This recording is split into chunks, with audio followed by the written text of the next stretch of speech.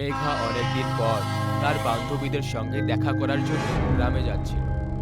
ও train অনেক রাতে গ্রামের স্টেশনে পৌঁছল। ওই ট্রেন থেকে নামলো আর আশেপাশে রিক্সা বা ট্যাক্সি খুঁজতে লাগলো। স্টেশন একেবারে নির্জন ছিল। মেঘা দূর দূর পর্যন্ত কোনো মানুষজনকে দেখতে পাচ্ছিল না। ও একটু অস্থির হয়ে পড়ল। অনেক খোঁজার পর ও একটা রিক্সা দেখতে পেল, যার ভেতরে তার ড্রাইভার ঘুমোচ্ছিল। মেঘা ওই রিক্সাওয়ালার কাছে গেল। শুনুন দাদা, "হুম, কি হয়েছে?" আহ, আসলে আমি গ্রামে যাব। ড্রাইভার চোখ খুলে মেঘার দিকে তাকালো আর হঠাৎ করে ভয় পেয়ে চিৎকার করতে লাগলো, ডাইনি, ডাইনি, ডাইনি, ডাইনি, আমাকে যেতে দাও, আমি কিছু করিনি। চিৎকার করতে করতে মেঘার থেকে দূরে যেতে লাগলো। এ আপনি কি বলছেন? আপনি ভয় পাবেন না, আমি কোনো ডাইনি নই। আহ, দাঁড়ান। আহ, আহ, ড্রাইভার শান্ত হয়ে আস্তে আস্তে মেঘার কাছে আসতে লাগলো। আপনি ডাইনি নয় তাহলে কে আপনি? আমি শহর থেকে এসেছি। এই গ্রামে আমার বান্ধবী থাকে। আপনি কি আমায় গ্রাম অবধি ছেড়ে দিতে পারবেন? যদি আমি আপনাকে গ্রাম অবধি ছাড়তে যাই তাহলে ওই ডাইনি আমাকে ছাড়বে না। ডাইনি? কে ডাইনি? লাল শাড়ি পরে থাকা ডাইনি। আপনি চিন্তা করবেন না, আমি আপনার সাথে আছি। চলুন আপনি। আপনি সাথে আছেন সেই জন্যই তো ভয় লাগছে। আপনি লাল রং পরে রয়েছেন, যেটা ডাইনির মোটেই পছন্দ নয়। গ্রামে যদি কেউ লাল রঙের কাপড় পরে বেরোয় তাহলে ডাইনি তার শরীরকে দুই টুকরোতে ভাগ করে মাটির নিচে পুঁতে দেয়। এইসব শুনে মেঘা একটু ভয় পেয়ে গেল, কিন্তু তারপর নিজেকে সামলেও বলল, দেখুন, কথাটা বুঝুন। এত রাতে আমি হেঁটে যেতে পারবো না। আর এখানে অন্য রিক্সাও নেই। দরকার হলে বেশি টাকা নিয়ে নিন, কিন্তু প্লিজ এখান থেকে চলুন। ঠিক আছে, কিন্তু আমি আপনাকে গ্রামের বাইরে একটা মন্দির আছে সেখানেই ছাড়বো, তারপর আপনাকে একা যেতে হবে। ঠিক আছে, চলুন। মেঘা কোনো রকমে মেনে নিল আর দুজন গ্রামের দিকে এগিয়ে চলল। কিছুক্ষণের মধ্যেই ওরা মন্দিরের কাছে পৌঁছলো। মেঘা ড্রাইভারকে টাকা দিল আর ড্রাইভার মন্দিরে হাত জড়ো করে ওখান থেকে চলে গেল। মেঘা একা হয়ে গেল। ও গ্রাম দেখতে পাচ্ছিল, কিন্তু ডাইনির গল্প শুনে ও একটু ভয় পেয়ে গেছিল, কিন্তু সাহস করে ও গ্রামের দিকে এগোতে থাকলো। মেঘা সড়কে হাঁটছিল, ততক্ষণে ও পেছন থেকে কাউকে অনুভব করলো। ও ঘাবড়ে পেছনে দেখল, তখন ওখানে কেউই ছিল না। ওর চোখ মাটির দিকে পড়ল আর ভয়ের চোটে গা দিয়ে ঘাম ঝরতে শুরু হলো। মাটিতে লাল রক্তে পায়ের চিহ্ন ছিল, যেটা ওর পেছনে পেছনে আসছিল। মেঘা নিজের পা তুলে দেখল, তখন পা দুটো একদম পরিষ্কার ছিল। মেঘা ভয় পেয়ে উল্টো পায়ে হাঁটতে শুরু করে দিল, কিন্তু সেই পায়ের চিহ্ন ওর কিছু করতে থাকলো। মেঘা থেমে গেল। ওই চিহ্ন চলতে চলতে ওর পাশে এসে থেমে যায়। মেঘা ওখান থেকে যাওয়ার জন্য ঘুরলো, আর যখনই ঘুরে দেখলো ওর কাঁধের ওপর একটা রক্তে লথপথ হাত পড়েছে। মেঘা এত বেশি ভয় পেয়ে গেল যে ও চিৎকার করতে করতে গ্রামের দিকে পালাতে লাগলো। মেঘা চিৎকার করতে করতে গ্রামের দিকে পৌঁছলো। আমায় বাঁচাও! ওই ডাইনি আমায় মেরে ফেলবে! আমায় বাঁচাও! অনেকজন লোক তাদের ঘর থেকে বাইরে চলে আসে। মেঘার বান্ধবীরাও বাইরে চলে এলো। মেঘা ওর বান্ধবীকে তার ঘরের বাইরে আসতে দেখলো আর পুরো জোর লাগিয়ে ও ঘরের ভেতরে দৌড়লো। ওর বান্ধবীও ওর পেছনে দৌড়ে ঘরের ভেতরে চলে গেল। তুই লাল রং পরে কেন এসেছিস গ্রামে? ভুলটা আমারই ছিল, তোকে এখানে ডাকাই উচিত হয়নি। একটা কাজ কর, তুই পালিয়ে যা গ্রাম থেকে, না হলে এই ডাইনি তোকে ছাড়বে না। আমার স্বামীর মতো তোকেও মেরে ফেলবে। ওরা দুজন ঘরের কথা বলছিল, তখনই ডাইনির লাল রক্তে মাখা একটা হাত দরজা ভেঙে ভিতরে চলে এলো আর মেঘাকে টেনে টেনে বাইরে নিয়ে যেতে লাগলো। ডাইনির হাতটা মেঘাকে টেনে ঘরের বাইরে ছুটে দিল। ও কিছু সে বুঝতে পারছিল না যে এসব কি হচ্ছে। গ্রামের সবাই মেঘাকে দেখার জন্য ওর কাছে যেতে লাগলো। মেঘার উপরে লাল আলো, লাল শাড়ি পরে থাকা ডাইনিকে দেখতে পেল। গ্রামের সবাই থেমে গেল আর নিজেদের ঘরের দিকে পালাতে লাগলো। ডাইনির রূপ খুবই মারাত্মক লাগছিল। পুরো শাড়ি রক্তে লথপথ হওয়ার কারণে ওই রক্তের ফোঁটা মেঘার শরীরে পড়ে যাচ্ছিল। মেঘার চেহারা রক্তে লাল হয়ে গেছিল। আমি তোমাদের কতবার বলেছি যে এই গ্রামে কেউ যেন লাল রঙের কাপড় পরে না আসে, কিন্তু তোমরা আমার কথাই শোনো না। এখন এই মেয়েটা প্রাণে মরবে।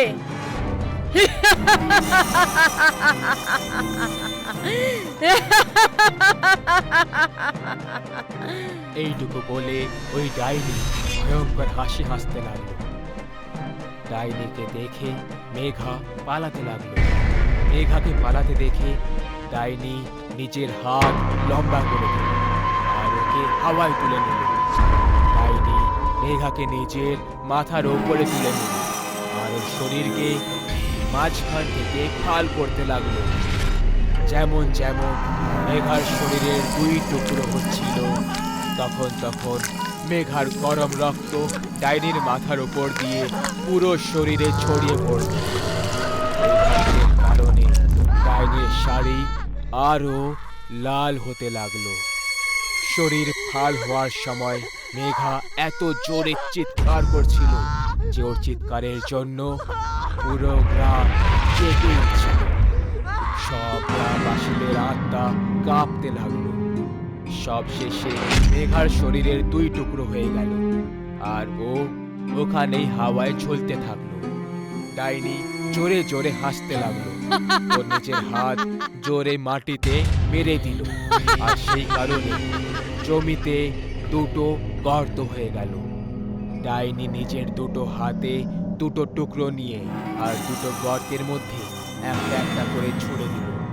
যখনই টুকরো গর্তে পড়লো ওর ওপর এমনি এমনি মাটি পড়তে থাকলো আর দেখতেই দেখতে গর্ত ভরে গেল।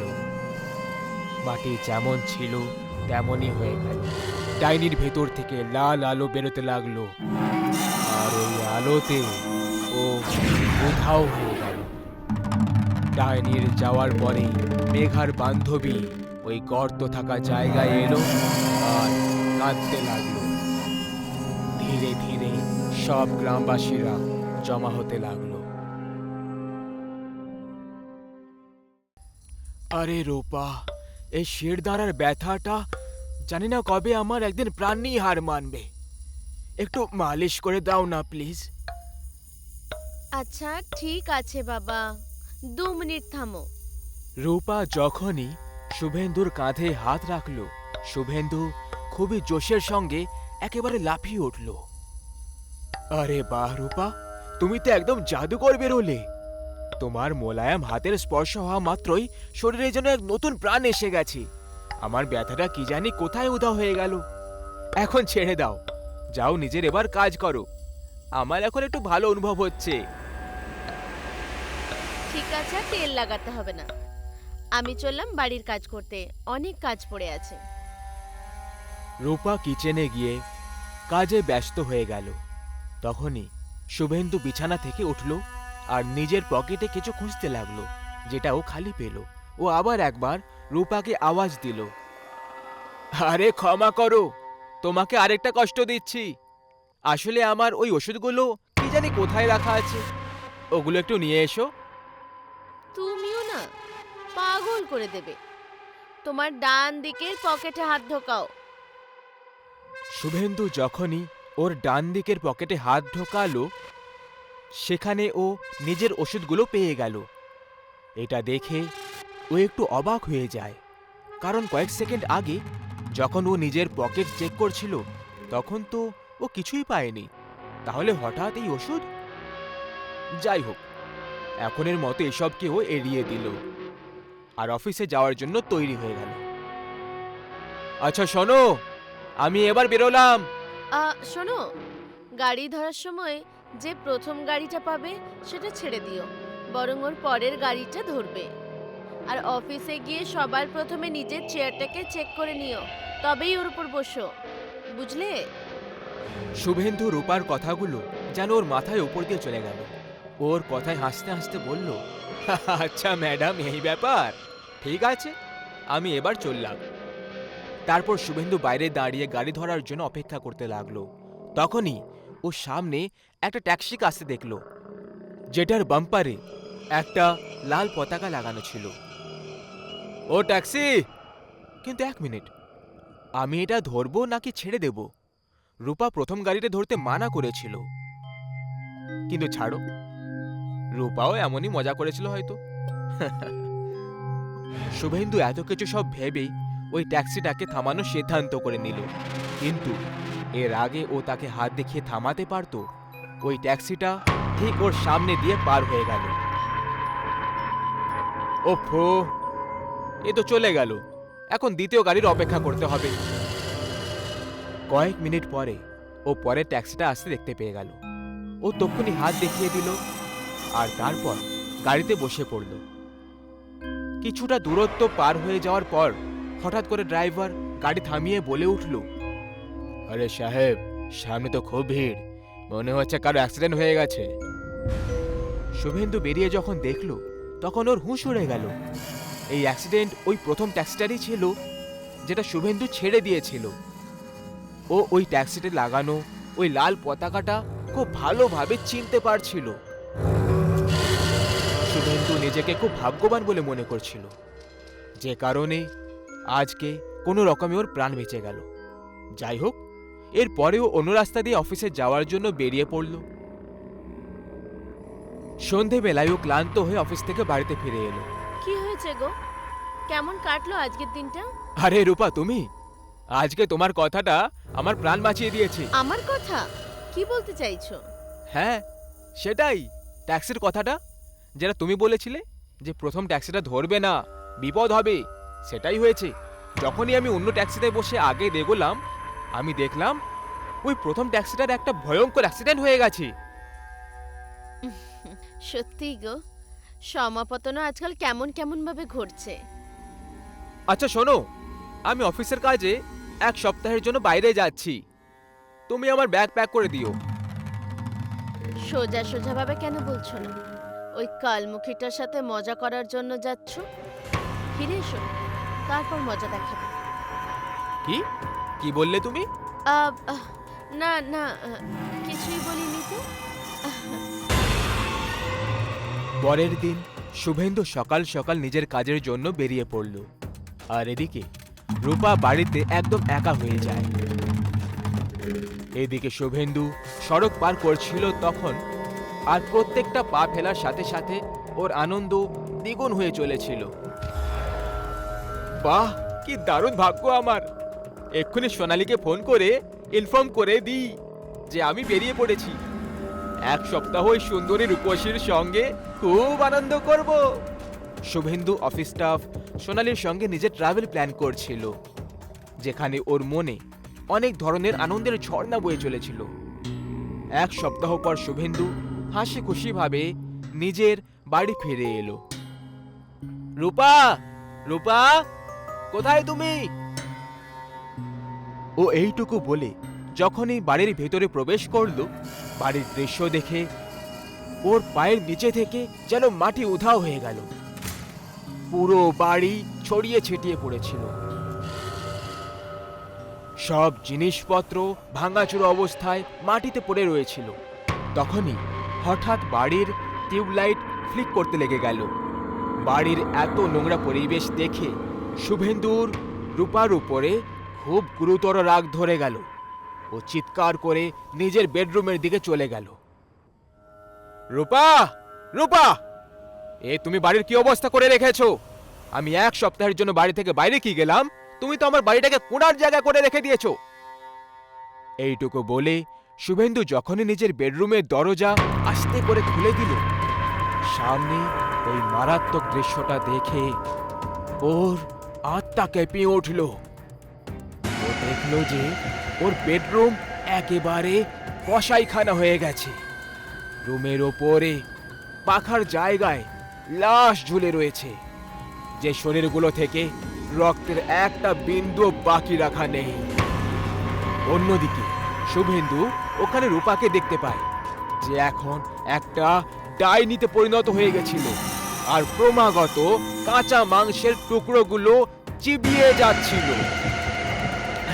বাপরে, আমার স্ত্রী তো একটা ডাইনি! তাড়াতাড়ি করে আমাকে বেরোতে হবে এখান থেকে।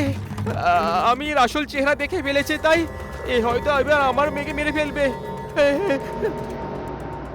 এই সব কিছু ভেবে শুভেন্দু তক্ষণি পেছন দিকে হাঁটতে লাগলো, কিন্তু তক্ষণি রূপা গর্জন করে বলে উঠল, ওহো, তাহলে এসে গেছিস তুই ওই কালমুখিটার সঙ্গে রাত কাটিয়ে?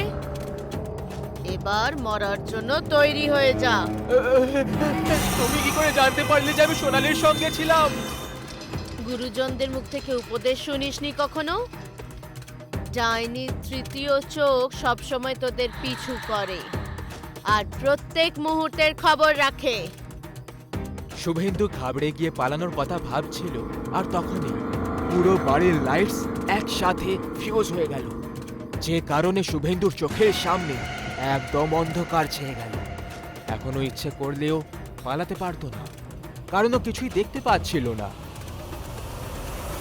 তখনই অন্ধকারের ভেতর থেকে ঘুঙুর বাজার আওয়াজ শুভেন্দুর দিকে এগিয়ে আসছিল, আর তখনই এক ঝটকায় অন্ধকার থেকে বেরোলো ওই ডাইনিটার হাত, আর শুভেন্দুকে ওই গুপ্ত অন্ধকারের দিকে টেনে নিয়ে চলে গেল, যে কারণে ও খুব জোরে চিৎকার করে উঠল, আর তারপর চিরকালের জন্য ওর আওয়াজ বন্ধ হয়ে যায়।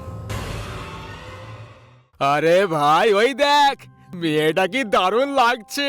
সত্যি বলছি, পেয়ে গেলে কি মজাই হতো। রাজন আর সত্যম শ্যাম পার্কে টহল দিচ্ছিল।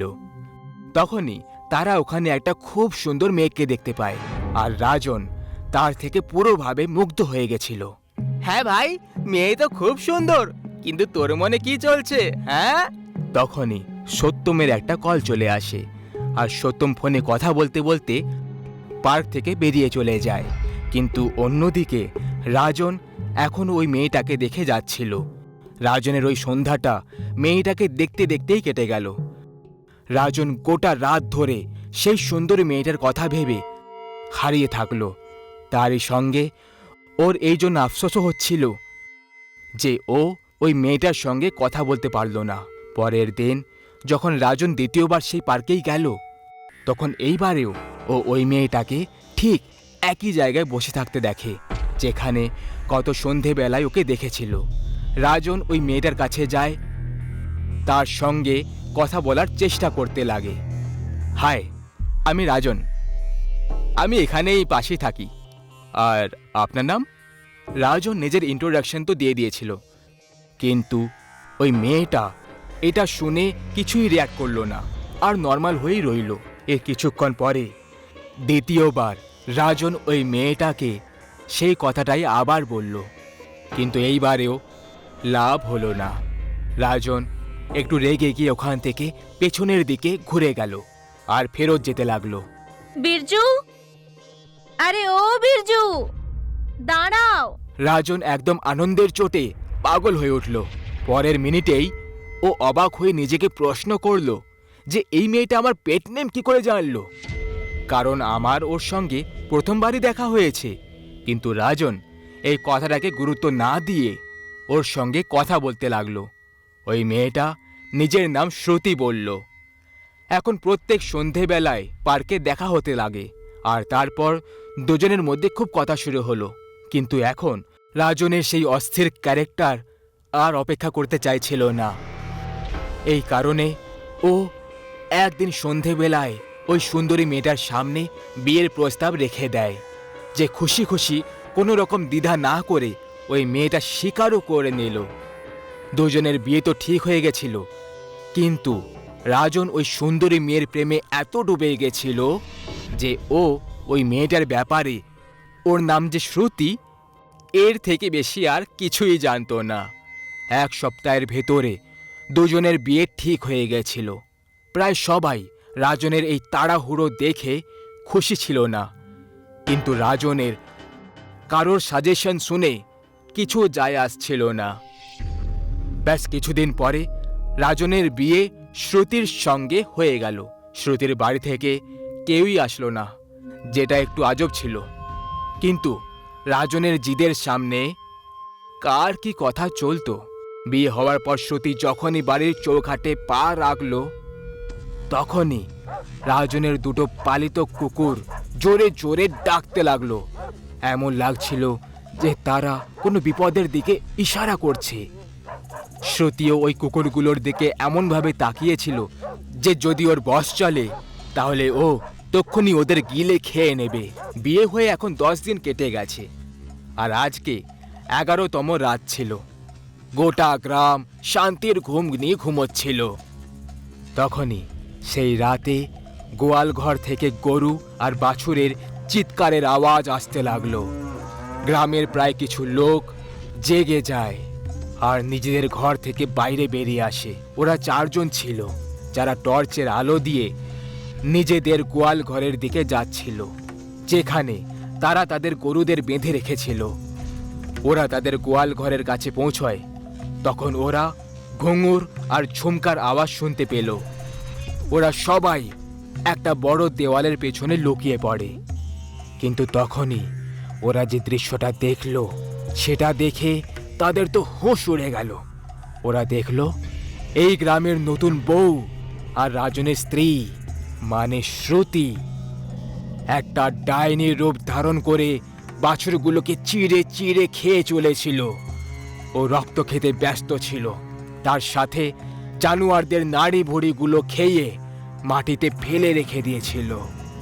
ওখানে উপস্থিত সেই 4 জনের গায়ে কাঁটা দিয়ে দিল, আর ভয়ের চোটে সবাই ওখান থেকে দৌড়তে লাগলো। এরই মধ্যে ওই ডাইনিটা ওই লোকগুলোকে ওখানে অনুভব করে নিল, আর বাছুরের মাংসকে একদিকে রেখে দিয়ে সোজা দেওয়ালে ঝাঁপ দিয়ে দিল। তাদের মধ্যে 3 জন তো পালিয়ে গেল, কিন্তু একজন দুর্ভাগ্যক্রমে ওখানেই আটকে যায়। আমার আসল রূপটা তুই একদম কাছ থেকে দেখেছিস, এখন তোর বেঁচে পালানো তো অসম্ভব। পরের সকালে ওই লোকটার লাশ গ্রামের মধ্যিখানে ঝুলে রয়েছিল, যেখানে তার শরীর থেকে হৃৎপিণ্ড উধাও ছিল। এই ঘটনার মধ্যে আরও একটা কথা ছিল, যে সেই রাতেই ওই ডাইনি সেই 3 জন যারা পালিয়ে গেছিল তাদের স্বপ্নতেও এসেছিল, যেখানে এসেও সতর্ক করেছিল যে যদি ওরা ওর আসল রূপ কাউকে বলে দেয় তাহলে ও তাদেরকেও ভয়ঙ্কর মৃত্যু দেবে। আর এই সিলসিলা গ্রামের গতি ধরতে লেগে গেল। প্রত্যেক শনিবারের রাত্রে গ্রামের জন্তুরা জোরে জোরে আওয়াজ করতে শুরু করে, আর পরের দিন সড়কে ভয়ঙ্কর কষ্টের সঙ্গে মৃত পাওয়া যেত। এতদিন রাজন এই ব্যাপারে কিছুই জানতো না যে গ্রামে যা হচ্ছে, এই মারাত্মক ঘটনাগুলোকে আসলে ও যাকে বেশি বিশ্বাস করে মানে ও স্ত্রী করে চলেছে। যদিও রাজনের শ্রুতির ওপরে একটুও সন্দেহ হয়নি, কিন্তু ওর মা শ্রুতির মধ্যে একটা ডাইনি পরিষ্কার দেখতে পাচ্ছিল। তার প্রায় বিশ্বাস ছিল গ্রামে যে ডাইনি প্রত্যেক শনিবার যে নিজের শিকার খোঁজে আর এই গ্রামটাকে শ্মশান বানানোর চেষ্টায় আছে, সেটা আর কেউ নয় বরং তার বৌমা শ্রুতি নিজেই। রাজনের মা শ্রুতির ব্যবহার দেখে ওর ওপর সন্দেহ করে ফেলেছিল, যেমন সেকেন্ডের মধ্যে আনাজ কেটে দেওয়া, খাবার কয়েক মিনিটে তৈরি করে দেওয়া, ঘরের এক কোণে বসে থাকা সত্ত্বেও সব কাজ করে নেওয়া, আর অনেকবার কালো জাদুর জিনিসপত্র নিয়ে খেলাধুলা করা। রাজনের মা শ্রুতির চেহারা দিনের প্রত্যেক প্রহরে আলাদা আলাদা দেখতে পেয়ে যেত, যেমন সকালে মানুষের মতো, দুপুর অবধি একটা বুড়ি মহিলা, সন্ধে আর রাত্রে ওর মা শ্রুতির মধ্যে এক ভয়ঙ্কর ডাইনি দেখতে পেয়ে যেত। এক রাতে রাজনের বুড়ি মা নিজের ঘর থেকে বাইরে জল খাওয়ার জন্য বেরিয়ে আসে। তখন সেখানেই রাজনের ঘর থেকে কিছু অদ্ভুত রকমের আওয়াজ শুনতে পায়।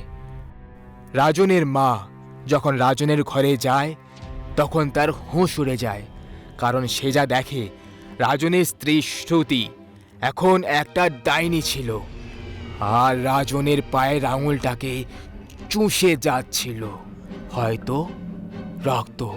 এটা দেখে রাজনের বুড়ি মা এখন এটা ঠিক করে ফেলেছিল যে কাল সকাল হওয়া মাত্রই, যাই হোক না কেন, সে রাজনকে শ্রুতির সত্যিটা বলে দেবে।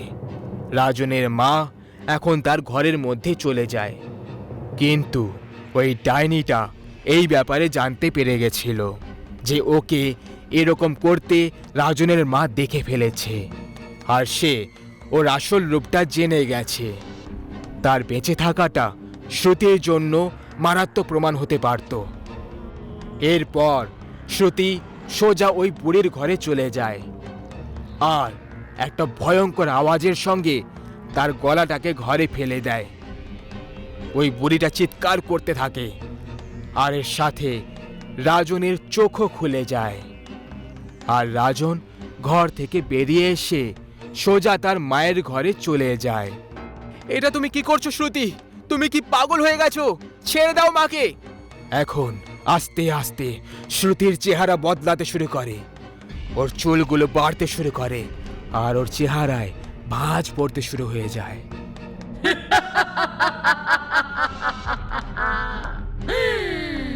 তুই কি ভেবেছিলি আমি তোকে ভালোবাসি?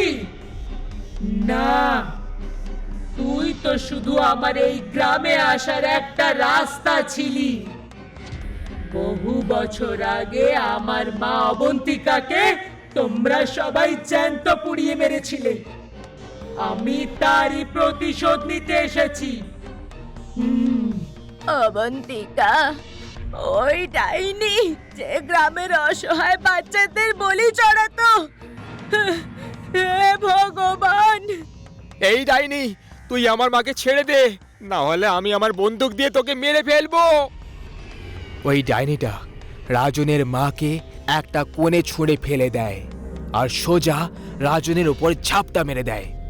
এরপরে ও রাজনের গলায় নিজের দাঁত বসিয়ে দেয়, আর রাজন ছটপট করতে করতে ওখানেই প্রাণ হারিয়ে ফেলে। বুড়ি মায়ের হৃদয়ে অ্যাটাক পড়ে যায়, আর তারও মৃত্যু হয়ে যায়। লোকেরা এটা বলে এরপরে ওই ডাইনিটা সেই রাতে ওখানে উপস্থিত কোনো মানুষজনকে জ্যান্ত ছাড়েনি, সবাইকে মেরে দেয়, কাউকে পুড়িয়ে তো কাউকে খুন করে দিয়ে। সবাই বলে বহু বছর আগে অবন্তিকা নামের ডাইনি এই গ্রামেই বাস করত, যে গ্রামের অসহায় বাচ্চাদের বলি চড়িয়ে দিত। যখন লোকেরা জানতে পারল, তাকে গ্রামের মধ্যিখানে বেঁধে দিয়ে জ্যান্ত পড়িয়ে দিয়েছিল, কিন্তু তার মেয়ের ওপর কারোর নজর পড়েনি। আজকে 22 বছর পরে ওই মেয়েটাই ফিরে এসেছে প্রতিশোধ নিতে, আরও গোটা গ্রামকে শ্মশান ঘাট বানিয়ে দেয়। বন্ধুরা, রাজনের একটা ভুলের পরিণাম গোটা গ্রামকে ভোগ করতে হলো। যদি আপনিও কোনো এমন মেয়েকে দেখেন যে দেখতে খুব সুন্দর মনে হবে, কিন্তু সে কেউ অজানা, তাহলে তার থেকে দূরে থাকাটাই সবচেয়ে ভালো হবে, কারণ প্রায় সময় সুন্দর চেহারার পেছনেই মুখোশ পরা শয়তান লুকিয়ে থাকে। রিমা আর সোম এই দুজন চোর রাতের সময় গ্রামে গ্রামে ঘুরে চুরি করতে যেত। দুজনেরই এই কাজে খুব আনন্দ হতো। এক রাতে এইভাবেই চুরি করার উদ্দেশ্যে রিমা আর সোম একটা গ্রামে এসে পৌঁছয়। দুজন একটা গাছের নিচে বসে গ্রামটা দেখতে লাগলো। গ্রাম দেখতে খুব ছোট ছিল, কিন্তু বাড়িগুলো খুব ভালো আর বড় ছিল। দেখতে পাচ্ছ রিমা, গ্রামের সবাই খুব ধনী ঘরের মনে হচ্ছে। এই গ্রামটা তো আমাদের এক রাতের মধ্যেই ধনী বানিয়ে দেবে। কিন্তু এই ধনী লোকগুলো খুব বেশি চালাক হয়, এদের ঘরে চুরি করা সহজ কাজ নয়। আরে তুমি সে নিয়ে চিন্তা করো না, আমার কাছে একটা উপায় আছে। এই গ্রামের ধনী লোকেরা খুব বেশি ভীতু হয়। আমরা এদেরকে নকল ডাইনি হয়ে ভয় দেখাবো, আর তারপর লুটে নেব। এটা তো সত্যিই দারুণ আইডিয়া। এখন এদেরকে নকল ডাইনির থেকে কেউ বাঁচাতে পারবে না। এইটুকু বলে রিমা ডাইনির মতো হাসতে লাগলো আর বৃষ্টি শুরু হয়ে গেল। গ্রামে গোবিন্দ নামের এক লোক তার স্ত্রীর সঙ্গে থাকত। সে খুব ধনী ছিল না, কিন্তু টাকার কোনো অভাবও ছিল না। সেই রাতে ওরা দুজন ঘরে গল্পগুজব করছিল। তখনই ঘরে লাইট চলে গেল। আরে এ কি, তুমি এখানে থামো, আমি উপরে দেখে আসছি, হয়তো বৃষ্টির জন্য চলে গেছে। গোবিন্দ ওখান থেকে চলে গেল। বাইরে হঠাৎ বিদ্যুৎ পড়ল আর নলিনী ভয় পেয়ে গেল। কিছুক্ষণের মধ্যেই ওপর থেকে গোবিন্দের জোরে জোরে চিৎকারের আওয়াজ এলো। সেই আওয়াজ শুনে নলিনী আরো ভয় পেয়ে গেল। গোবিন্দ, কি হয়েছে তোমার? নলিনী অন্ধকারে ভয় পেয়ে ওপরে যেতে লাগলো। সেই সময় ওপর থেকে গোবিন্দ দৌড়ে নিচে আসছিল। সিঁড়ির মাঝখানে দুজনে ধাক্কা খেলো আর নিচে পড়ে যায়। নলিনী গোবিন্দকে দেখলো, ও খুব ভয় পেয়ে গেছিল আর ওর মাথা থেকে রক্ত বের হচ্ছিল। এই রক্ত কোথা থেকে বেরোচ্ছে? ওপরে কে আছে ওপরে? ডাইনি। ডাইনির নাম শুনে নলিনীও ভয় পেয়ে যায়। তখনই দুজনে দেখলো যে সিঁড়ি থেকে একটা আলো ওদের দিকে হাওয়ার সাথে চলে আসছিল। দুজন ভয় পেয়ে পালালো আর ঘরের বাইরে যাওয়ার চেষ্টা করতে লাগলো, কিন্তু ঘরের দরজা বাইরে থেকে বন্ধ ছিল। গোবিন্দ দরজা ভাঙার চেষ্টা করলো, কিন্তু ওর কিছুই অসর হলো না। এতক্ষণে পেছন থেকে এক ভয়ঙ্কর আওয়াজ এলো। দাঁড়াও! দুজনে পেছনে ঘুরে তাকালো। তখন ওখানে একটা ডাইনি হাতে মোমবাতি নিয়ে দাঁড়িয়েছিল। ওই মোমবাতির আলোয় তার ভয়ঙ্কর চেহারা খুব বেশি মারাত্মক লাগছিল। পালানোর কোনো দরকার নেই। আমি যেমনটা বলবো তেমনটা যদি তোমরা না করো, তাহলে আমি তোমাদের দুজনকে মেরে ফেলবো। তুমি যা বলবে আমরা তাই করব, কিন্তু আমাদের যেতে দাও প্লিজ। খুব ভালো কথা। এইটুকু বলে ডাইনি হাসতে লাগলো। তারপর ডাইনি নিজের একটা হাত জানালার দিকে বাড়ালো আর নিজের আঙুল নাড়াতে লাগলো। যখনই ডাইনি আঙুলটা নাড়ালো, একটা বড় ব্যাগ জানলা থেকে উড়ে ভেতরে চলে এলো আর ডাইনির সামনে মাটিতে পড়ে গেল। এটা দেখে গোবিন্দ আর নলিনী খুব বেশি ভয় পেয়ে যায়। তোমার সব টাকা আর সোনা এই ব্যাগে রেখে দাও। দুজন একে অপরের দিকে দেখে ভাবতে লাগলো। ততক্ষণে ডাইনি চিৎকার করে ওঠে। তাড়াতাড়ি করো, নাহলে এই আগুনে তোমাদের দুজনকে পুড়িয়ে ফেলবো। গোবিন্দ গিয়ে ব্যাগ তুলল আর দৌড়ে দৌড়ে টাকা নিতে চলে গেল। ডাইনি ওখানেই দাঁড়িয়ে থেকে নলিনীকে দেখে যাচ্ছিল। নলিনী ডাইনি ওই ভয়ঙ্কর চেহারা দেখে ভয় পাচ্ছিল। হঠাৎ জানালা থেকে জোরে হাওয়া এলো আর ডাইনির শাড়ি উড়তে লাগলো। নলিনীর নজর ডাইনির পায়ের দিকে চলে যায়। ও দেখল যে ডাইনির শাড়ির ভেতরে জিন্স পরেছিল। নলিনীর ডাইনির ওপরে সন্দেহ হতে লাগলো। এই ডাইনি তো কোনো মেয়ে মনে হচ্ছে, যে চুরি করার উদ্দেশ্যে এখানে এসেছে। আমাকে এই কথাটা গোবিন্দকে বলতেই হবে। নলিনী লুকিয়ে নিজের চপ্পল খুলে দিল আর ওই মোমবাতির উপরে ছুঁড়ে মারল। এই কারণে মোমবাতি নিভে গেল আর ঘর অন্ধকার হয়ে গেল। অন্ধকার হওয়া মাত্রই নলিনী গোবিন্দের দিকে পালালো। গোবিন্দ, দাঁড়িয়ে যাও, ও একটা নকল ডাইনি। ডাইনিও ওর পেছনে দৌড়লো, কিন্তু অন্ধকারের জন্য ওর মাথা কোনো জিনিসের সঙ্গে ধাক্কা খেলো আর ও নিচে পড়ে গেল। ঘরে লাইট আবার চলে এলো। ডাইনির আওয়াজ শুনে গোবিন্দ আর নলিনী ওর কাছে এলো। ডাইনি মাটিতে চুপচাপ পড়েছিল, আর এখন শাড়ির ভেতরের জিন্স পরিষ্কার দেখতে পাওয়া যাচ্ছিল। আরে, এতে একটা নকল ডাইনি। তাহলে ওই ব্যাগটা হাওয়ায় কি করে উড়ে গেছিল? ডাইনির আওয়াজ শুনে সোম ভেতরের দরজা খুলে ভেতরে এলো আর সোজা গিয়ে ডাইনির কাছে বসে পড়ল। রিমা, তুমি ঠিক আছো তো? কি হয়েছে তোমার? আচ্ছা, তার মানে তুমিও এর সাথে রয়েছো। আমি এক্ষুনি পুলিশকে ডেকে তোমাদের দুজনকে ভেতরে করাচ্ছি। যখন গোবিন্দ ফোনের দিকে এগোলো, বাইরে খুব জোরে বাজ পড়ল আর ডাইনি গোবিন্দের পা ধরে ফেলল। গোবিন্দ হঠাৎ করে অবাক হয়ে পড়ে। ডাইনির শরীর আস্তে আস্তে হাওয়ায় উড়তে লাগলো। এটা দেখে নলিনী আর গোবিন্দের সাথে সাথে সোমও ভয় পেয়ে গেল, কারণ ও জানতো যে শাড়ির ভেতরে তো রিমা ছিল। আরে, এসব কি হচ্ছে? এ তো একটা সাধারণ মেয়ে ছিল যে নকল ডাইনি হয়ে এসেছিল। রিমা! ডাইনি হাওয়ার উপর দাঁড়িয়ে পড়ল। কোন রিমা নেই এখানে। ওই টাকার ব্যাগ আমায় দিয়ে দাও, নইলে আমি তোমাদের সবাইকে মেরে ফেলবো। গোবিন্দ ভয় পেয়ে বলল, আমি দেব না। নলিনী, এটা নিশ্চয়ই এদের কোনো নতুন ফোন দি। কি বললি? ডাইনি রাগের চোটে গোবিন্দকে হাওয়ায় চাকিয়ে নেয় আর দেওয়ালে ছুঁড়ে দেয়।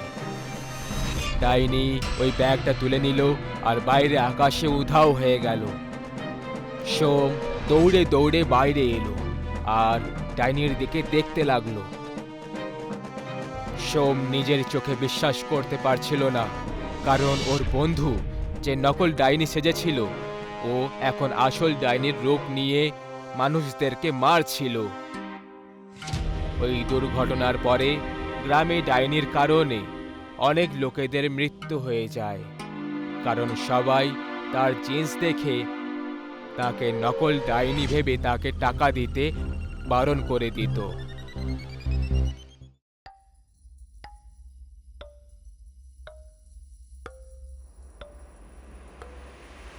রাত্রি 12টার সময় রিয়া আর কার্তিক একটা ইভেন্ট থেকে বাড়ি ফিরছিল।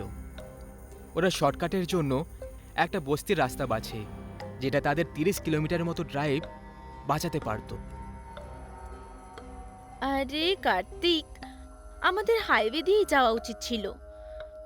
এই গ্রামের মাটির রাস্তা না, জানি না কেন আমার খুব হন্টেড ভাইবস দিচ্ছে রে। বাহ ম্যাডাম, মানে রাত হলো না যে আপনার ভূত দেখতে পাওয়া শুরু হয়ে গেল। দেখো, এই কাঁচা রাস্তা 2-4 কিলোমিটার পরে শেষ হয়ে যাবে, আর শুধু একটা টার্ন, তারপর সোজা আমরা হোটেলে পৌঁছে যাব। কার্তিক আর রিয়া দুজনেই গাড়িতে বসে একে অপরের সঙ্গে কথা বলছিল, আর কার্তিক ও গাড়িটা গ্রামের ওই বস্তির ধারে কাঁচা রাস্তা দিয়ে ছুটিয়ে চলেছিল। কার্তিক, তুমি কি আমাদের গাড়ি ছাড়া আর অন্য কোনো গাড়ি দেখতে পাচ্ছ না তো? তাহলে তাড়াতাড়ি চালাও। কোথাও কোনো ভয়ঙ্কর কাল আমাদের মৃত্যুর ঘাটে পৌঁছানোর জন্য অপেক্ষা করছে না তো? চলো তাড়াতাড়ি। আরে, তুমি ভয় দেখাচ্ছ নাকি কথা বলছো? এর থেকে ভালো তুমি ঘুমিয়েই পড়ো। কিছুটা দূরত্ব হয়তো পেরিয়ে এসেছিল, আর তখনই কার্তিকের চোখ গাড়ির রিয়ার ভিউ মিররের উপর পড়ে যায়, যেটা দেখে ওর রক্ত জমে যায়। কার্তিক তার গাড়ির আয়নায় দেখল একটা মানুষ, তার মাথা নেই, আর ওর গাড়ির পেছনে পেছনে ছুটে চলেছিল, আর তার হাতে একটা চকচকে ধারালো কুড়ুলও ছিল। সেটা দেখার পর কার্তিক এক্সিলারেটরকে খুব জোরে কষে দেয়। ও ভয় তো খুব পেয়ে গেছিল, কিন্তু ও নিজের ভয়টাকে মোটেই বাইরে বার করেনি, কারণ ওর পাশে রিয়া বসেছিল। যদি পেছনের দৃশ্যটা দেখে ফেলতো, তাহলে ভয়ের চোটেই মরে যেত। আরে কার্তিক, তুমি কোনো ভূত দেখে ফেলেছো নাকি? এত জোরে কেন গাড়ি চালাচ্ছ? কার্তিক এখনো গাড়ির আয়নাতে ওই মাথা কাটা শয়তানকে দৌড়ে আসতে দেখেছিল। ও গোটা গা দিয়ে ঘাম ঝরছিল। তখনই হঠাৎ ওই পেছনে দৌড়ানো মানুষ একেবারে উধাও হয়ে গেল। কার্তিক একটু ছেড়ে নিঃশ্বাস নেয়, কিন্তু তখনই গাড়ির ছাদে জোরে কিছু একটা এসে পড়ে যায়। কার্তিক জানি না কেন তক্ষুনি একটা জোরদার ব্রেক মারল, আর এর সাথেই ছাদে ঝাঁপ দিল ওই মাথা কাটা মানুষটাও। সোজা গাড়ির সামনে এসে পড়ে যায়। ওই ভয়ঙ্কর মানুষটাকে দেখতে পাওয়ার পর রিয়া এক ভয়ঙ্কর চিৎকার করে ফেলে। আর চিৎকার করারই তো কথা, ওই মানুষটাকে দেখে এত মারাত্মক যে লাগছিল। তার ধড় থেকে মাথা আলাদা ছিল, আর তার উচ্চতাও 6 ফুট ছিল। তার হাতে একটা ধারালো হাতিয়ার ছিল, যেটা সে অন্ধের মতো চালিয়ে যাচ্ছিল। আশেপাশের পুরো পরিবেশ একেবারে ঘোর অন্ধকার আর শান্ত পরিবেশে ছেয়ে গেছিল।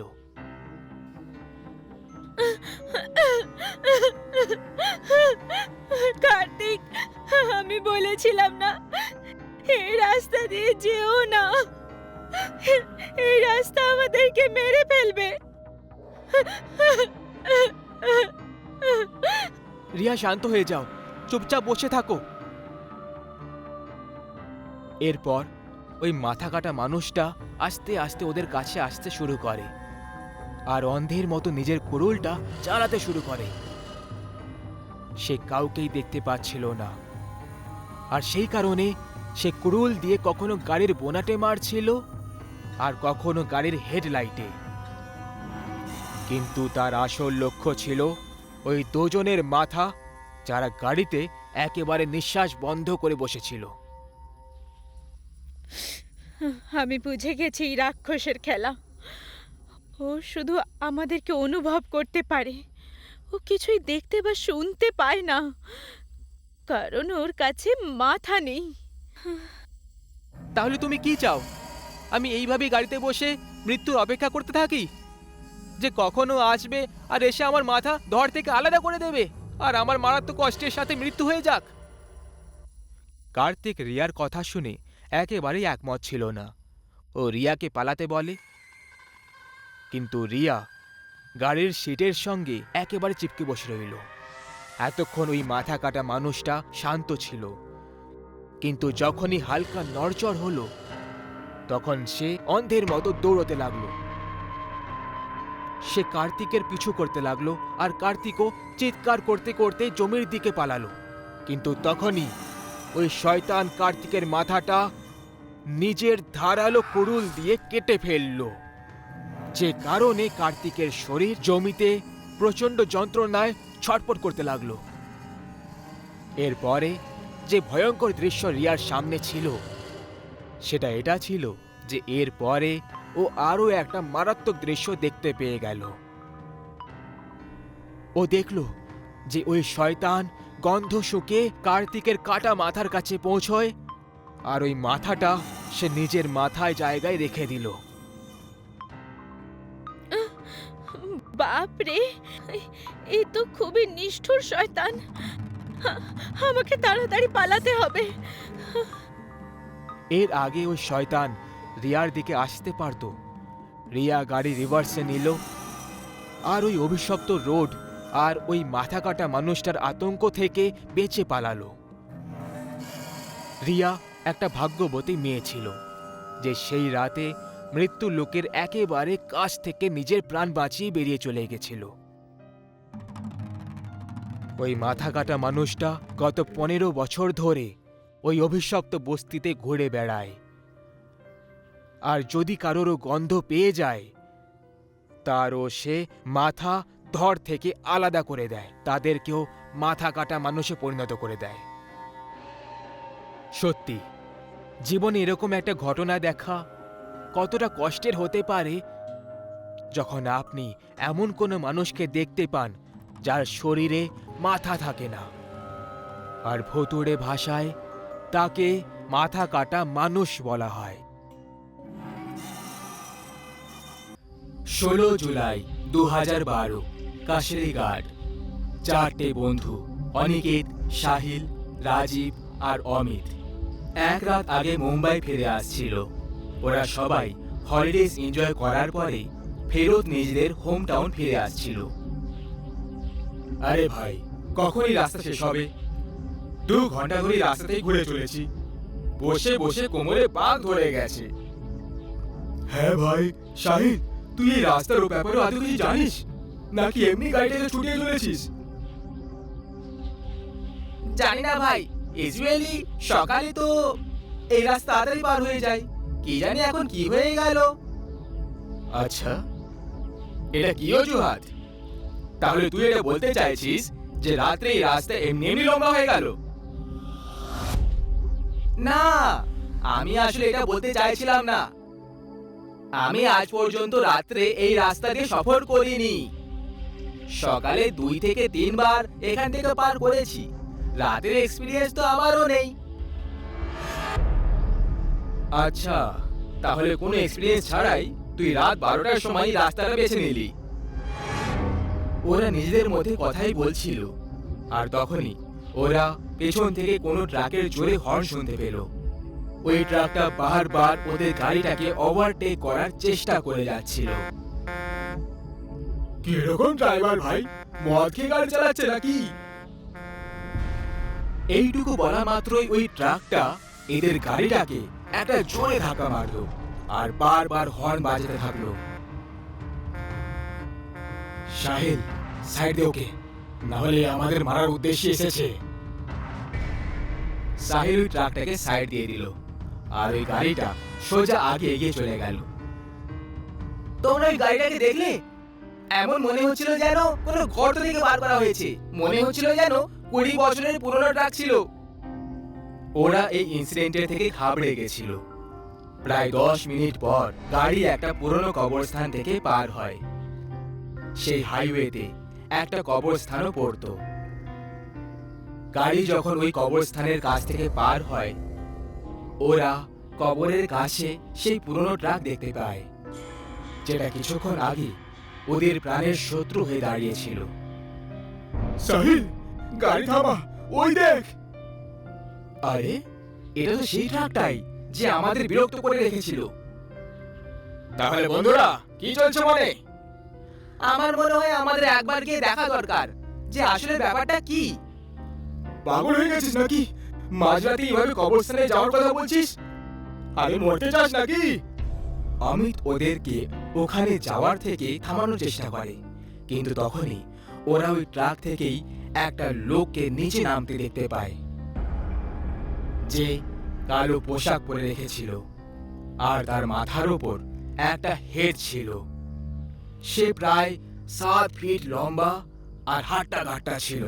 এটা দেখে জানি না কেন সবার উৎসাহটা আরো বেড়ে গেল, আর অমিতকে ছেড়ে সবাই ওই লোকটার ব্যাপারে জানার জন্য উৎসুক হয়ে পড়ল। অমিতকেও বাধ্য হয়ে ওদের সঙ্গে যেতেই হলো, কারণ ও একা থেকে কি বা করে নিত। টর্চের আলোতে ওরা যখন ওই ট্রাকের কাছে, ওই দেওয়ালের কাছে পৌঁছলো, ওদের মন বসে গেল। ওরা যেটা দেখলো সেটা দেখার পরে ওদের গায়ে কাঁটা দিয়ে দিল। ওরা দেখলো একটা ট্রাক ড্রাইভার, মানে সেই মুখোশ পরা লোকটা, সে কবর খুঁড়ে দিয়ে মৃতদেহ পার করলো আর তাদের নির্দয়ভাবে খেয়ে যাচ্ছিল। ও শরীরের প্রত্যেকটা অঙ্গ পার করে করে খুবই কুৎসিতভাবে খেয়ে চলেছিল। ভাই, এটা আবার কোন রাক্ষস? বেরো তাড়াতাড়ি এখান থেকে। ঘাবড়ে গিয়ে ওরা সবাই একসাথে পালালো, কিন্তু অমিত এত ভয় পেয়ে গেছিল যে ও নড়তেও পারলো না। ওদের আওয়াজ শুনে ওই শয়তানটা জানতে পেরে গেল যে কেউ তার উপর নজর রাখছে। সেই জন্য সে সোজা পেছনে ঘুরে তাকায়, আর ঘুরে তাকাতেই সে ওখানে 3টে ছেলেকে দৌড়তে আর একা সেখানে অমিতকে দাঁড়িয়ে থাকতে দেখে। ওই শয়তান অমিতের কাছে চলে আসে, আর ওই শয়তানটা সোজা অমিতের গলায় ঘাত করলো, আর একটা ঘাতেই অমিতের ভয়ঙ্কর চিৎকার বেরিয়ে গেল। আর এর সাথেই অমিতের গল্প এখানে শেষ হয়ে গেল। কিন্তু এর পরের দৃশ্যগুলো এর থেকেও ভয়ঙ্কর হওয়ার ছিল। পালাও সবাই, তাড়াতাড়ি গাড়ির দিকে, থামবে না। সবাই গাড়ির দিকে দৌড়তে লাগলো আর ফাইনালি গাড়ির কাছে এসে পৌঁছলো আর গাড়িতে বসে পড়লো। আর শয়তান এতক্ষণ অব্দি ওদের পেছনে দৌড়য়নি, বরং দূর থেকে দাঁড়িয়ে ওদের দেখে যাচ্ছিল। সাহিল, কি করছিস? তাড়াতাড়ি গাড়ি স্টার্ট কর। এখন গাড়ি স্টার্ট হচ্ছে না, আমি এখন কি করব? চেষ্টা তো করেই যাচ্ছি। সাহিল গাড়িটাকে স্টার্ট করার পুরো চেষ্টা করছিল, কিন্তু ওর গাড়ি স্টার্টই হচ্ছিল না। তখনই ওরা দেখতে পেল ওই দূরে দাঁড়িয়ে থাকা শয়তান অমিতের দেহটাকে খাওয়ার পর ধীরে ধীরে ওদের দিকে এগিয়ে আসছে। ও এখন দ্রুত হয়ে গেছিল আর ওই গাড়িটার প্রায় কাছে এসে গেছিল। কিন্তু সৌভাগ্যক্রমে গাড়ি স্টার্ট হয়ে গেল আর দ্রুত গতিতে সাহিল গাড়িটাকে আগে এগিয়ে নিয়ে গেল। শয়তান এই তিনজনের পেছনে পড়ে গেছিল আর তখনই ও হাওয়ায় উড়ে গেল আর সোজা গাড়ির উপর ঝাঁপ দিয়ে দিল। আর অনিকেত জানলার বাইরে নিজের মাথা বার করলো, এটা কনফার্ম করার জন্য যে এটা কি সেই শয়তানটাই। তখনই ওই শয়তানটা অনিকেতের মাথাটাকে নিজের ভারী তলোয়ার দিয়ে কেটে আলাদা করে দিল আর তার অর্ধেক কাটা শরীর গাড়ির মধ্যেই ছটপট করতে লাগলো। এটা দেখে গাড়িতে উপস্থিত সাহিল আর রাজীব দুজনে ভয় পেয়ে গেল আর প্রাণ বাঁচানোর জন্য চলন্ত গাড়ি থেকে ঝাঁপ দিয়ে দেয়। ওরা দুজন ঘাসের ময়দানে পড়ে যায়, যে কারণে ওদের কম আঘাত লাগলো। ওরা দুজন নিঃশ্বাস বন্ধ করে চুপচাপ শুয়ে পড়ে থাকে, কিন্তু ওদের ভয়টাকে ওই শয়তানটা অনুভব করে নেয়। আর তারপর সে রাজীবকে এক কোণে দেখতে পেয়ে যায়। ওই শয়তানটা লম্বা নখ আর নিজের ধারালো তরোয়াল দিয়ে রাজীবের উপর ঘাত করে দেয়, যে কারণে ওর ভয়ঙ্কর চিৎকার বের হয়ে গেল আর ওর গল্পটাও এখানেই শেষ হয়ে গেল। ওর মাথাটাও ধড় থেকে মাটিতে এসে পড়ে যায়। ওই শয়তানটা সাহিলকে দেখতে পায়নি আর সাহিলও রাজীবের মৃত্যুর সময় ওখান থেকে বেরিয়ে চলে গেছিল, যে কারণে ও বেঁচে পালিয়ে যায়। 16 ডিসেম্বর 2012 রাতে কাসেরিঘাট হাইওয়েতে যে ভয়ঙ্কর দুর্ঘটনা ওদের সঙ্গে ঘটলো, সেটা থেকে সবাইকে এটা শিখে নেওয়া দরকার যে অন্ধকার রাতে ভূতেদের রাস্তা দিয়ে পার হওয়ার ফল কতটা মারাত্মক হতে পারে। কথায় বলে ওই ভূতের রাস্তার কাহিনীতে কোনো শয়তান আছে যে প্রত্যেক রাতে 12টা থেকে 3টের মধ্যে নিজের পুরনো মারাত্মক ট্রাকে বসে নিজের শিকারের পিছু করতে থাকে আর তাদেরকে মেরে কবরস্থানে দফন করে দেয়।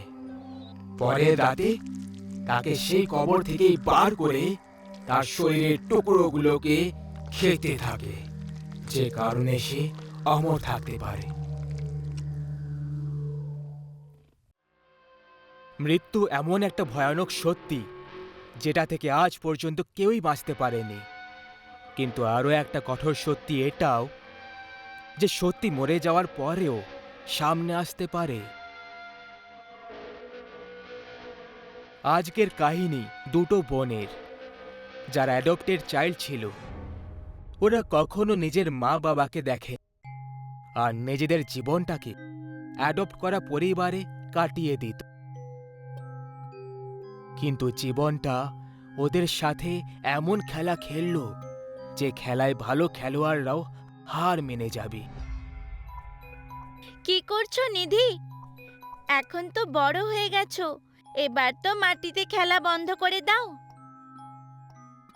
আহ দিদি, তুমিও কি?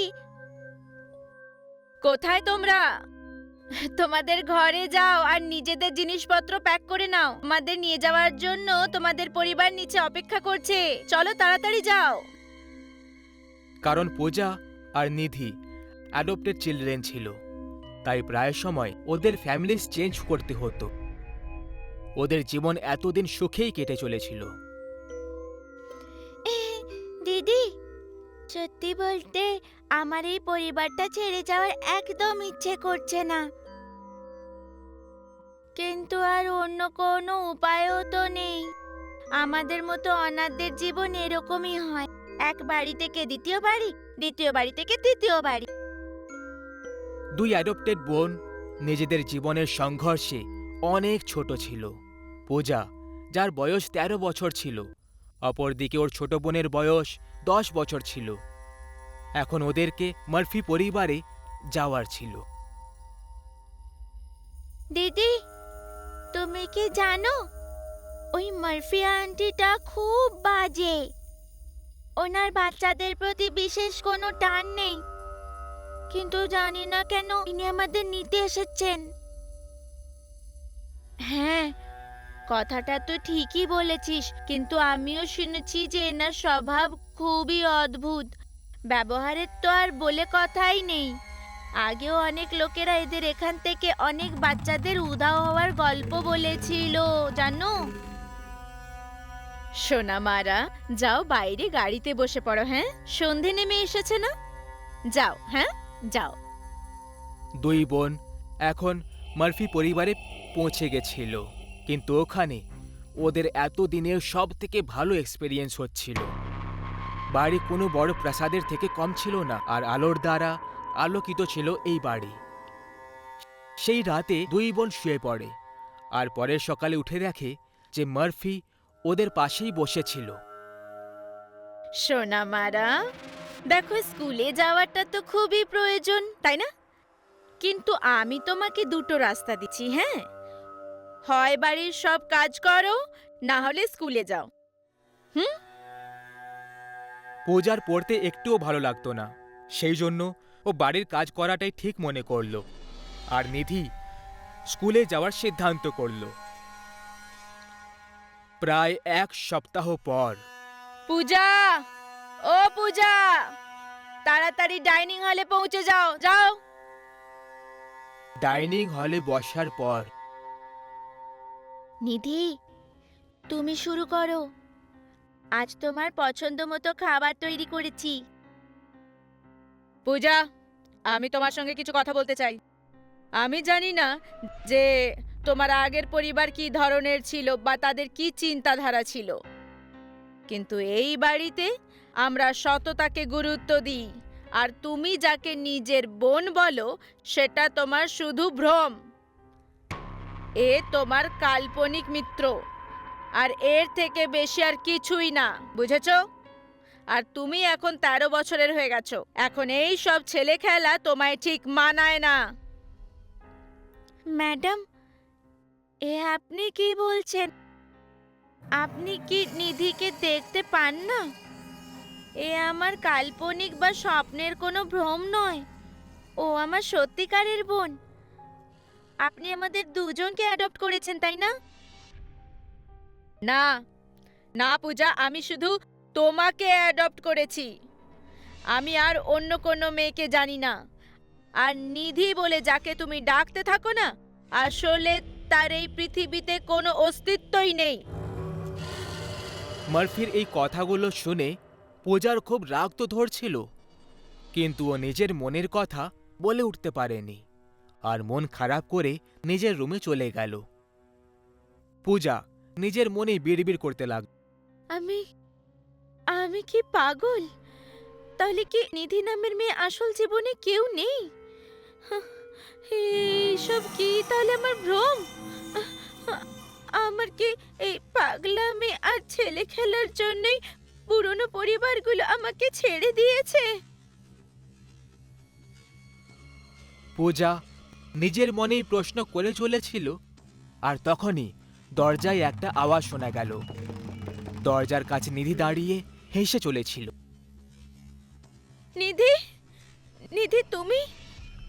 আমার বোন, ওই মার্ফি আন্টি আছে না, উনি আমাকে পাগল প্রমাণ করতে চাইছেন। উনি বলছেন যে তোমার কোনো অস্তিত্বই নেই, অথচ তুমি এখানে দাঁড়িয়ে আছো। সত্যি বলবে, এটা এটা কোথাও আমার ভ্রম বা পাগলামি নয় তো? সত্যি বলো। নিধির চোখে জল ছিল আর কোনো রকম উত্তর না দিয়ে সোজা চলতে লাগলো। আর ও বেসমেন্টের কাছে গিয়ে উধাও হয়ে গেল। পূজা বেসমেন্টে পৌঁছে গেছিল। তখনই ও কোঁকড়ানো চুল আর চেহারায় অনেক ভাঁজ কাটা দাগ থাকা মহিলাকে দেখতে পায়, যাকে ঠিক করে দেখলে বুঝতে পারা যায় যে এটা তো মিস মার্ফি। পূজা দেখল যে মার্ফি আসলে কোনো মানুষ নয়, বরং একটা নরভক্ষিণী ডাইনি। তখনই ও প্লাস্টিকের থলি থেকে একটা মৃতদেহ বাইরে বার করে। ওপরে বাল্ব ঝুলছিল, যেটার আলোয় পূজা পরিষ্কার দেখতে পায় যে ওই মৃতদেহ আর অন্য কারোর নয়, বরং নিধির ছিল। পূজা ভেতর থেকে কেঁপে উঠল, আর এখন ও বুঝতে পারছিল না যে ও কি করবে। ওর খুব ভয় লাগছিল আর কান্নাও পাচ্ছিল, কিন্তু যদি মার্ফি ওকেও এই সময় দেখে ফেলে তাহলে এটা নিশ্চিত যে সে ওকেও মেরে ফেলবে। পূজা পা টিপে নিজের ঘরে চলে আসে আর দরজা কষে বন্ধ করে কাঁদতে শুরু করে। এবার তো আগের চেয়ে আরো বেশি ভয় পেয়ে গেছিল। কিছুক্ষণ পর ও নর্মাল হয়ে যায়। তখন ও একটা ভাবল যে আসলে পুরো ব্যাপারটা কি। আসলে ও এইমাত্র নিধির মৃতদেহকে দেখল, অথচ কিছুক্ষণ আগেই নিধির সঙ্গে ডাইনিং টেবিলে বসেছিল। তাহলে এটা নয় তো যে মার্ফি নিধিকে খুন করে দিয়েছে আর নিজের খুনি ক্যারেক্টারকে লুকোনোর জন্য নিধিকে অদৃশ্য প্রমাণ করার জন্য নাটক করছে? কিন্তু যদি এটা সত্যিও হয়, তবুও নিধিকে ও কি করে দেখতে পাচ্ছে? কারণ সে তো মরে গেছে। ওর মাথা এইসব ভেবে ভেবে ফেটে যাচ্ছিল।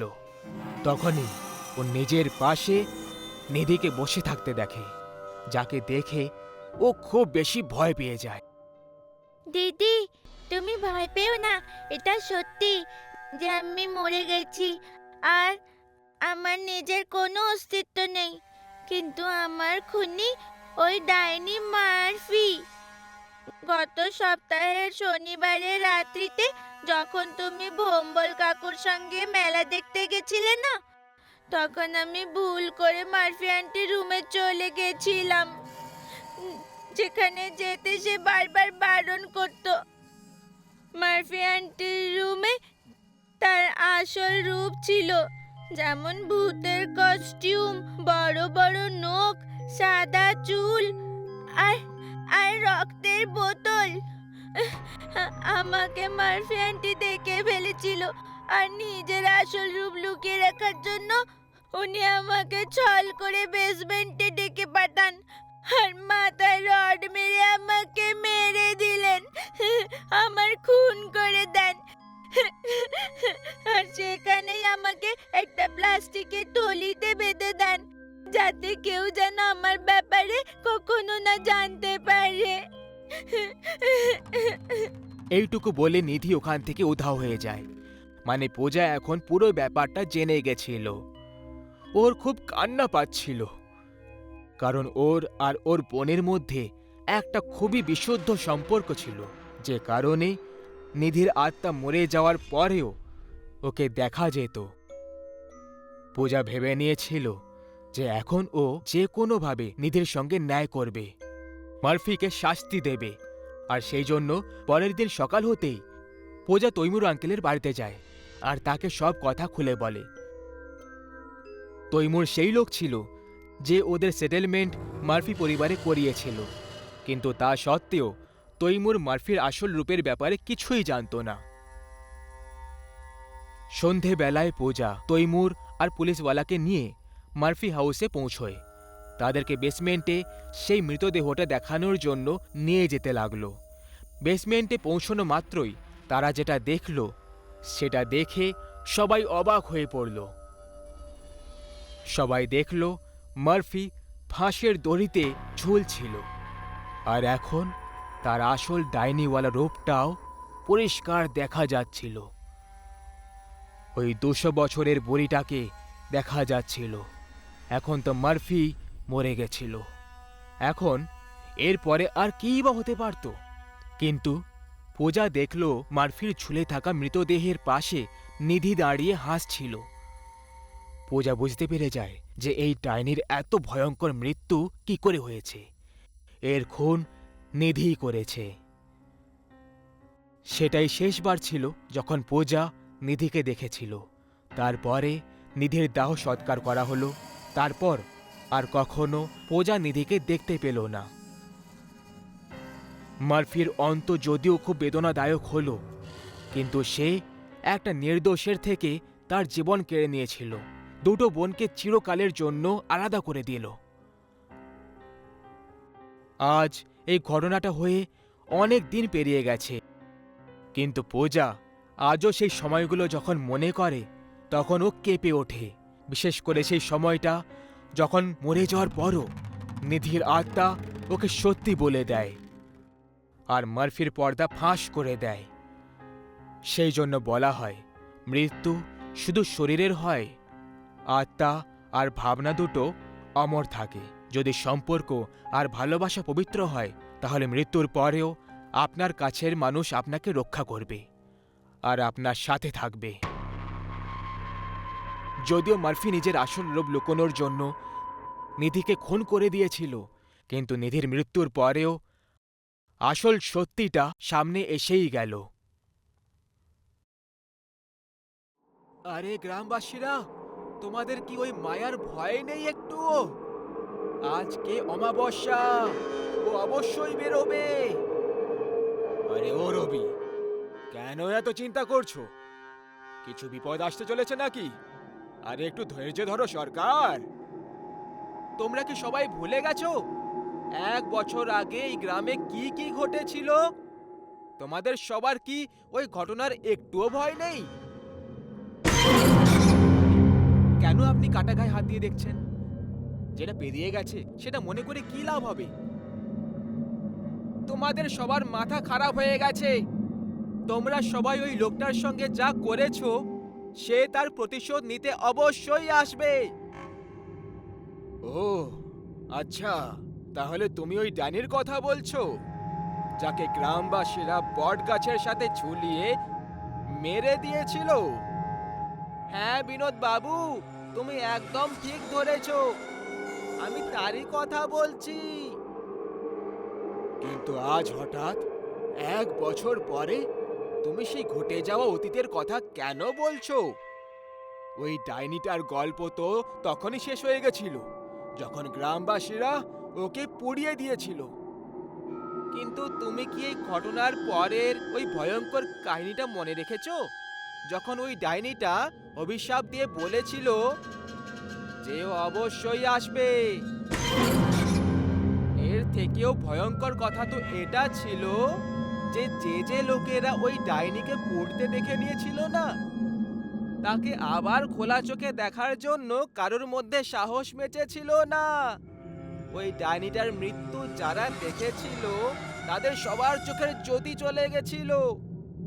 আরে বাবা, কিন্তু সেই কথাগুলোকে আজ 1 বছর পরে আবার মনে করানোর কি দরকার পড়ে গেল? আমি তোমাদের সবাইকে আর গ্রামবাসীদেরকে সেই কথাটা আবার একবার মনে করিয়ে দিচ্ছি, কারণ ওই ডাইনিটাকে আবার এই গ্রামে দেখা দেওয়া শুরু হয়ে গেছে। পরশু রাতে বদ্রির বাড়ি থেকে তার 9 মাসের বাচ্চা উধাও হয়ে গেছিল, আর গত রাতে কেউ সেই বাচ্চাটাকে বদ্রির ছাদেই ছেড়ে চলে গেল। পরীক্ষা করার পর জানা গেল যে ওই বাচ্চাটা মরে গেছিল, আর তার পুরো শরীরে রক্তের এক বিন্দু উপস্থিত ছিল না। আরে তুমি বলতে কি চাইছো রবি? তুমি এটা বলে ওই ডাইনিটার দিকেই ইশারা করছো না তো? আমি একদম সেই দিকেই ইশারা করছি, কারণ গত 2-3 সপ্তাহ থেকে ছোট বাচ্চারা আবার উধাও হতে শুরু হয়েছে, আর তাই ওই ডাইনিটার উপরে সন্দেহ করা যেতেই পারে। কিন্তু যখন গ্রামবাসীরা ওই ডাইনিটার অস্তিত্বই শেষ করে দিয়েছিল, তাহলে ওই ডাইনি আবার কি করে আসবে? প্রার্থনা করছি যাতে তোমার কথাই শেষ হয়, কারণ যদি আমার ধারণা সঠিক বেরোয় তাহলে এইবারে গ্রামকে কেউ বাঁচাতে পারবে না। এই কথা বলে রবি নিজের বাড়ির দিকে ফিরে চলে যায়। ওর বাকি সাথীরাও নিজের নিজের বাড়িতে ফিরে চলে যায়। গত 1 মাসের মধ্যে ওই গ্রাম থেকে অনেক বাচ্চা উধাও হয়েছে, যেটা একটা ভয়ঙ্কর বিপদের একটা সংকেত। রবি ওই গ্রামের সব থেকে জ্ঞানী লোক ছিল, আর ও যা কিছু বলতো সেটা 100% সত্যি হয়ে যেত। এইবারে ওর পুরো সন্দেহ ওই ডাইনির ওপরেই ছিল, যাকে গত বছর গ্রামবাসীরা পুড়িয়ে মেরে ফেলেছিল। গত বছরেও ওই ব্যাপারে সন্দেহ সবার আগে রবিরই হয়েছিল, আর ওই ষড়যন্ত্রের কারণেই ওই ডাইনিটাকে গ্রামবাসীরা মিলে মেরে দিয়েছিল। যারা গ্রামের ছোট বাচ্চাদের বন্দি বানিয়ে তাদের রক্ত দিয়ে স্নান করত, আর যুবক ছেলেদেরকে নিজের মায়ায় ফাঁসিয়ে তাদের সঙ্গে যৌন সঙ্গম করত, আর তারপর তাদেরকে মৃত্যুর ঘাটে পৌঁছে দিত। এরকম করে ও পুরো গ্রামকে শ্মশানে পরিণত করতে চেয়েছিল। কিন্তু রবি গ্রামবাসীদেরকে কালকের আর তার আড্ডার জানকারি দিয়ে দিল, যে কারণে তন্ত্র সাধনায় মগ্ন হওয়ার সময় গ্রামবাসীরা তাকে বটগাছের সঙ্গে বেঁধে পুড়িয়ে দিল। এই ষড়যন্ত্রে যুক্ত প্রত্যেকটা মানুষ হয় পাগল হয়ে গেল, অথবা রহস্যময় ভাবে শুধুমাত্র একজন রবিকে ছেড়ে দিল।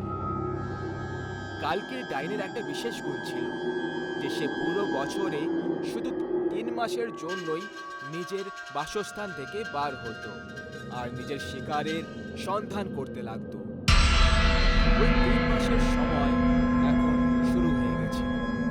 এইবারেও কি রবির সন্দেহ সঠিক প্রমাণ হয়ে যাবে, নাকি কাহিনী এর থেকেও ভয়ঙ্কর রূপ নিয়ে নেবে, এটা আমরা পরে জানব। রাত প্রায় 12:30 বেজে গেছিল। রবি কোনো গম্ভীর চিন্তায় মগ্ন হয়ে নিজের বিছানায় শুয়েছিল। কোনো কারণে ওর ঘুম ধরছিল না হয়তো। তখন কেউ ওর দরজায় এসে খটখট করল, আর এরই সাথে রবির চিন্তার ঘোর এখানে যেন ভেঙে যায়। ভেতর থেকে আওয়াজ দিতে লাগলো, কে এসেছে এই সময়? কি জানি কি হয়ে গেল আবার। তখনই বাইরে থেকে একটা আওয়াজ চলে আসে, আরে রবি ভাই, আমি এসেছি, দুধওয়ালা বিজয়। রবির মাথা আগে থেকেই খারাপ হয়েছিল। ও কিছু না ভেবে চিনতে দরজার দিকে এগিয়ে যায় আর দরজা খুলে দেয়। দরজা খোলার সাথে সাথে রবি পুরো মাথা থেকে পা পর্যন্ত কাঁপতে লাগলো, ওর গায়ে কাঁটা দিয়ে দিল। রবি ভয় পেয়ে গিয়ে আর ভয়ের চোটে বলল, তুমি কালকে তুমি এখানে? হ্যাঁ, আমি সেই যার কথা তুই ভাবছিস। আমি কালকি, আর নিজের কাজ পূরণ করতে এসেছি, যেটা গত বছর অসম্পূর্ণ রয়ে গেছিল। আর তার সাথে আমার যমজ বোনের প্রতিশোধও তো নেওয়ার ছিল। বোন? এর মানে আমরা যাকে কালকি ডাইনি ভেবে মেরেছিলাম সে তুমি ছিলে না? তোমার মতোই দেখতে, আর পরনে তোমারই যমজ বোন ছিল। হ্যাঁ, যাকে তোমরা কালকি ভেবে মেরেছিলে ও আমার যমজ বোন ছিল। তোমাদের মতো নির্দয়ী লোক আমাদের কুটিরের কাছে এসে আমাদেরকে মেরে দেবে, এটার ধারণা আমরা আগেই করে ফেলেছিলাম। গ্রামবাসীরা মূর্খ লোক, এই কথাটা একেবারে বুঝতে পারেনি যে আমার কোনো যমজ বোনও ছিল। আর ব্যাস এটারই পুরো লাভ আমি আর আমার বোন উঠিয়েছি। আমার বোন এতদিন একটা শক্তিশালী ডাইনি হয়ে উঠতে পারছিল না, এই জন্যই ও তোমাদের জন্য একটু কম বিপদ ছিল। আমি আমার বোনকে কথা দিয়েছিলাম যে ওর মরে যাওয়ার পরে আমি নিজের কালো বিদ্যার শক্তি দিয়ে ওকে পুনর্জীবিত করে দেব। আফসোস, আমি করতে পারলাম না। আর আজ ঠিক 1 বছর পরে বৃষ্টির প্রথম ফোঁটা পড়া মাত্রই আমি এই গ্রামে ফিরে এসেছি। আর আগামী 3 মাসের মধ্যে এই গ্রামটাকে আমি সম্পূর্ণভাবে নষ্ট করে ফেলবো। ওই ডাইনিটার এই কথাগুলো শোনার পর রবি এবার আস্তে আস্তে পেছনে সরে গেল। আর ওই ডাইনি ওকে দেখতে দেখতে এখন যখন তুই আমার আসল রূপটা দেখেই ফেলেছিস, তাহলে তোর বেঁচে থাকাটা আমার কাজের বিপদ হয়ে দাঁড়াতে পারে। আর তাছাড়াও গত বছর তুই গ্রামবাসীদেরকে আমাদের বিরুদ্ধে উকসিয়েছিলি, তাই না? আর তোর জন্যই আমি নিজের বোনকে হারিয়েছি। আমাকে ছেড়ে দাও, আমি কাউকে কিছু বলবো না। আমি আজকেই গ্রাম ছেড়ে চলে যাব। কিন্তু আমি তোকে কি করে ছেড়ে দিতে পারি? তোর গ্রাম ছাড়লে আমি শাস্তি পাবো না, বরং তোকে এই পৃথিবী ছেড়ে যেতে হবে। রবি ওই ডাইনিকে ওর জীবনের ভিক্ষে চাইতে লাগলো, কিন্তু ওই ডাইনির এতে কিছুই যায় আসছিল না।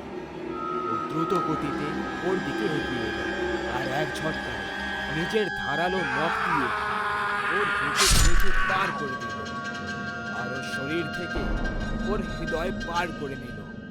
পরের দিন গ্রামবাসীরা ওই বট গাছের ডালে রবির লাশ ঝুলে থাকতে দেখল, ঠিক সেইভাবেই যেভাবে গ্রামবাসীরা কালকির বোনকে ওই গাছের সঙ্গে ঝুলিয়েছিল। এই দৃশ্যটাকে নিজেদের চোখে দেখাটা কারোর জন্য সহজ কাজ ছিল না, কিন্তু রবির মৃত্যুর হয়ে যাওয়ার জন্য গ্রামবাসীরা একটা বড় বিপদের সংকেত পেয়ে গেছিল। গ্রামবাসীরা এই ব্যাপারে আলাদা আলাদা রকমের কথা বলতে লাগলো। আরে কিষণ বাবু, রবি ভাইয়ের অবস্থা দেখে তো আমার বিশ্বাসই হচ্ছে না। এখন আমাদের গ্রামবাসীদেরকেও খুব সতর্ক হয়ে থাকতে হবে, না হলে কে জানে ওই ডাইনিটার পরের শিকার কে হয়ে যাবে। এই ঘটনাটা ঘটে 10 দিন হয়ে গেছিল আর আজকে 11তম দিন ছিল।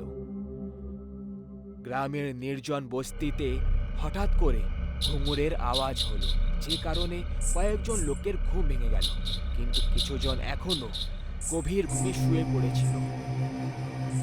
জেগে থাকা লোকেরা বিছানা ধরে ভগবানের নাম জপ করছিল, আর অন্যদিকে যাদের দরজা খোলা রাখা ছিল কালকি তার ঘরে চলে গিয়ে ওখানে উপস্থিত সবাইকে প্রাণে মেরে দিল। আর তারপর একদম শান্তির সঙ্গে তাদের রক্ত খেতে লাগলো।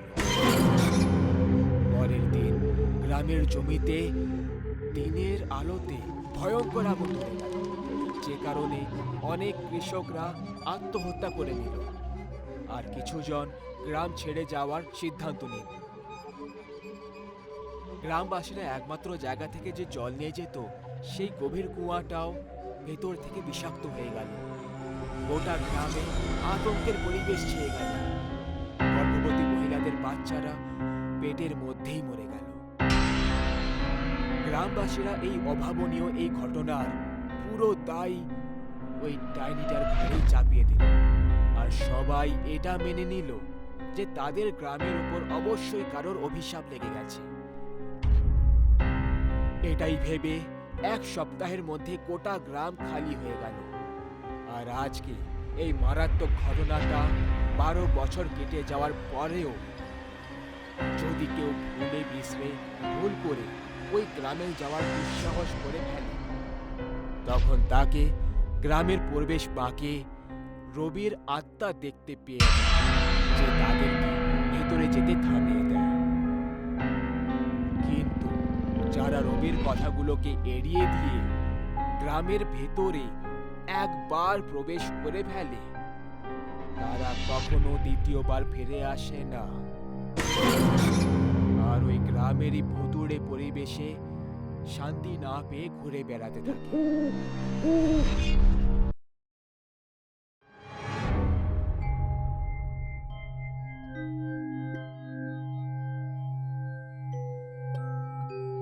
দাদু, ও দাদু, আমাকে ওই গল্পটা শোনাও না, যেটা ওই গ্রামের ডাইনির গল্প। আরে বাচ্চারা, এখন রাত হয়ে গেছে, এত ছোট বাচ্চাদের রাতে ভূত প্রেতের গল্প শোনা উচিত নয়। দাদু, এখন আমরা বড় হয়ে গেছি, প্লিজ আমাদের ওই গল্পটা শোনাও না। আচ্ছা ঠিক আছে বাচ্চারা, যখন তোমরা এত বেশি জিদ করছো তাহলে শুনিয়ে দিচ্ছি। এই গল্পটা আজ থেকে অনেক বছর আগের পুরনো। সময় ছিল 1999, যখন গ্রামে দশেরার পর্ব চলছিল। সব লোকেরা মেলা দেখতে যাচ্ছিল, আর তখনই কিছু লোক মিলে সড়কের ওপর একটা লম্বা শাড়ি পরে থাকতে দেখে। ওই শাড়িটা দেখে কারোর কিছু ঠিক লাগলো না। সবারই ওই শাড়িটাকে ডিঙিয়ে রাস্তা ক্রস করার ইচ্ছে হলো, কিন্তু একটা বেয়াড়া ছেলে মোটেই মানলো না, আরও ওই শাড়িটাকে ডিঙিয়ে দিল। সড়কের পাশ দিয়ে পেরোনোর পর সবাই বাঁশবাগানের কাছ থেকে একটা আওয়াজ শুনতে পেল, যেটা জলের পড়ার আওয়াজ ছিল। একদম মনে হলো যেন কেউ স্নান করছে। সবাই যখন ওইদিকে টর্চ মারলো, তখন তারা একটা মহিলাকে স্নান করতে দেখলো, কিন্তু পরের মুহূর্তে সবার টর্চ একসাথে ফিউজ হয়ে গেল, আর আবার অন্ধকার ছেয়ে গেল। সবাই বুঝতে পেরে গেল, সে যাই হোক না কেন, এটা কোনো পেতনি বা ডাইনি হবে। সবার সন্দেহ একদম এটাই ছিল। সবাই সেই রাতে তাড়াতাড়ি ওখান থেকে বেরোলো। পরের সকালে গ্রামে একটা খবর আগুনের মতো ছড়িয়ে পড়ল যে একটা ডাইনি এই গ্রামটাকে অভিশপ্ত করে দিয়েছে, আর ওই ছেলেটা যে গত রাতে ওই শাড়িটা ডিঙিয়েছিল, সে সেই রাতেই নিজের ঘরে গলায় দড়ি দিয়ে আত্মহত্যা করে নিয়েছে। এই সব খবরগুলো গ্রামে আগুনের মতো ছড়িয়ে পড়ল, আর গ্রামের সবাই ওই ডাইনির মারাত্মক কথা আলোচনা করতে লাগলো। প্রায় দশেরা, দীপাবলির মতো অনুষ্ঠানে গ্রামে গঞ্জে ডাইনি পেতনি ঘুরে বেড়াতে থাকে। এটা একটা সাধারণ ব্যাপার ছিল, তাই সবাই ভাবলো যখনই দশেরা কাটবে সব কিছু শান্ত হয়ে যাবে। কিন্তু এরকম হলো না, বরং ওই ডাইনির গড়ার সর্বনাশ তার জন্ম নিয়ে ফেলেছিল। দশেরার 10 দিন পেরোনোর পরেই গ্রামে হঠাৎ তুফান এসে গেল। সমস্ত গৃহপালিত পশু মরতে লাগলো। কেউ মাঝরাতে ওদেরকে মেরে ওদের পুরো রক্ত চুষে নিত। বাচ্চারা অবধি জ্যান্ত জন্মাচ্ছিল না। গর্ভবতী মহিলাদের বাচ্চা তাদের গর্ভেই মরে যেত। সবার এটাই ধারণা ছিল যে এই সবের কারণ ওই ডাইনিটাই, যে নিজের অভিশাপ দিয়ে পুরো গ্রামকে বরবাদ করে দিয়েছে। গ্রামে এখন কৃষিকাজও অসম্ভব হয়ে গেছিল। জমিতে মাটি অনুর্বর হয়ে গেছিল, সব ফসল শুকিয়ে গেছিল, আর এই কারণে অনেক কৃষকরা আত্মহত্যা করে নিয়েছিল। কিন্তু দাদু, এই ডাইনি লোকেদেরকে এইভাবে কেন মারছিল? ও কি কোনো প্রতিশোধ নিতে এসেছিল? না, ও কোনো প্রতিশোধের উদ্দেশ্যে আসেনি। ওই গ্রামটাকে নিজের অধীনে করতে চেয়েছিল, কারণ ও আমাদের গ্রামটাকে নিজের আড্ডা করতে চেয়েছিল, যে পরামর্শটা ওকে এক তান্ত্রিক দিয়েছিল। কিছু বছর আগে গ্রামবাসীরা ওই তান্ত্রিকের এই জঘন্য কাজের জন্য পিটিয়ে পিটিয়ে তাকে গ্রাম থেকে বার করে দিয়েছিল। আর তারই পরামর্শ শুনে ওই ডাইনিটা আমাদের গ্রামকে লক্ষ্য করেছিল। তাহলে দাদু, এর পরে কি হলো? ওই ডাইনিটা সবাইকে মেরে দিয়েছিল? না খোকা, সবাইকে মারাটা সম্ভব ছিল না, কিন্তু যে নিয়ম বিধিকে মানে না সে ওই ডাইনির জালে খুব সহজেই ফেসে যেত। নিয়ম? কেমন নিয়ম দাদু? যেমন সূর্য ডোবার পরে ঘরের দরজা জানালা বন্ধ করে নেওয়া, কারোর দরজা খটখটানোর পর দরজা না খোলা। কিন্তু এ থেকে ডাইনি শান্ত হয়ে বসেনি, বরং ও অন্য আরেকটা উপায় বার করলো। এখন তো বিয়ে অনুষ্ঠানও গ্রামে করা সম্ভব ছিল না, না হলে ডাইনির কাছে একটা বিরাট সুযোগ থাকতো নিজের শিকারকে ফাঁসানোর। ও গ্রামের সব লোকেদেরকে নিজের বশে করতে শুরু করে দিল, আর তা থেকে অন্যদের ক্ষতি করা শুরু করে দিল। আস্তে আস্তে ওই ডাইনির আতঙ্ক বেড়ে যেতে লাগলো। দাদু, তাহলে গ্রামবাসীরা ওই ডাইনির হাত থেকে মুক্তি কি করে পেল? গ্রামবাসীরা ওই ডাইনির আতঙ্কে ঘাবড়ে গেছিল। এরই মাঝে সবার মুখে খবর শোনা গেল এই কাজ ওই তান্ত্রিকেরই, যাকে 3 বছর আগে গ্রাম থেকে ধাক্কা দিয়ে বার করে দেওয়া হয়েছিল। গ্রামবাসীরা রেগে গিয়ে লাল হয়ে ওই তান্ত্রিকের ঠিকানা খুঁজলো, আর তারপর তাকে প্রাণে মেরে দেওয়ার ভয় দেখিয়ে বলল, শুনবে তান্ত্রিক, ওই ডাইনিকে যে করে হোক গ্রাম থেকে বার কর। আমরা জানি তুই ওই ডাইনিকে আমাদের পেছনে লাগিয়েছিস। যদি তুই এরকমটা না করিস তাহলে তোকে আমরা এমন ভয়ঙ্কর মৃত্যু দেব যে তুই তন্ত্রবিদ্যাও ভুলে যাবি। গ্রামবাসীরা ওই তান্ত্রিকের কাছ থেকে তার কবচটা কেড়ে নেয়, যার মাধ্যমে সে বেঁচে ছিল। যদি কিছুদিনের মধ্যে ওর কবচটা না পায় তাহলে ও নিজের সব শক্তি হারিয়ে ফেলবে, যে জন্য তার এত বছরের তপস্যা মাটি হয়ে যাবে। তান্ত্রিককে বাধ্য হয়ে গ্রামে আসতেই হলো। সে বছরের শেষ রাতে সাধনা শুরু করলো। সাধনাতে আমি আর আমার সাথে আরো 2জন সাথী বসেছিল। তান্ত্রিক এবার মন্ত্র জপ করতে শুরু করলো। ওই ডাইনি কিছুক্ষণের মধ্যে সামনে এসে হাজির হলো। সে খুবই ভয়ঙ্কর চেহারা নিয়ে এসেছিল। ওকে দেখে আমরা সবাই ভেতর থেকে কেঁপে উঠলাম, কিন্তু পালাতেও পারতাম না। যদি পালাতাম তাহলে আমাদের প্রাণ ত্যাগ করতে হতো। এবার তোকে এই গ্রামটা ছেড়ে দেওয়া উচিত। আমার উদ্দেশ্য পুরো হয়ে গেছে। উদ্দেশ্য তো তোর পুরো হয়ে গেছে, আমার নয়। আমি এখানে তোর উদ্দেশ্যের জন্য এসেছিলাম, কিন্তু যাব নিজের উদ্দেশ্য পুরো করে। ওই ডাইনি গ্রাম ছেড়ে যাওয়ার জন্য মানল না। তারপর নিজের সব থেকে শক্তিশালী যজ্ঞ শুরু করে দিল। আর অনেক ঘন্টা এই সাধনা চলার পর শেষমেশ ওই ডাইনি দুর্বল হয়ে গেল। আর তারপর তান্ত্রিক ওকে সামনের বট গাছের সঙ্গে বেঁধে দিল। মুক্ত হওয়ার জন্য তান্ত্রিক ওকে গ্রাম ছেড়ে যাওয়ার শর্ত রেখে দিল। দেখ, যদি তুই চাস যে তুই আজীবন এই গাছে বাঁধা হয়ে থাকবি তাহলে এখনো তোর জিদ তাকে ছাড়িস না। আর যদি তুই এই গ্রামটাকে ছাড়ার কথা দিস তাহলে আমি তোকে মুক্ত করে দেব। ঠিক আছে তান্ত্রিক, আমি এই গ্রাম ছেড়ে দেব, কিন্তু আমারও একটা শর্ত আছে যে এখানে উপস্থিত কোনো লোক আজকের ঘটনার উল্লেখ কখনো কারোর কাছে করবে না।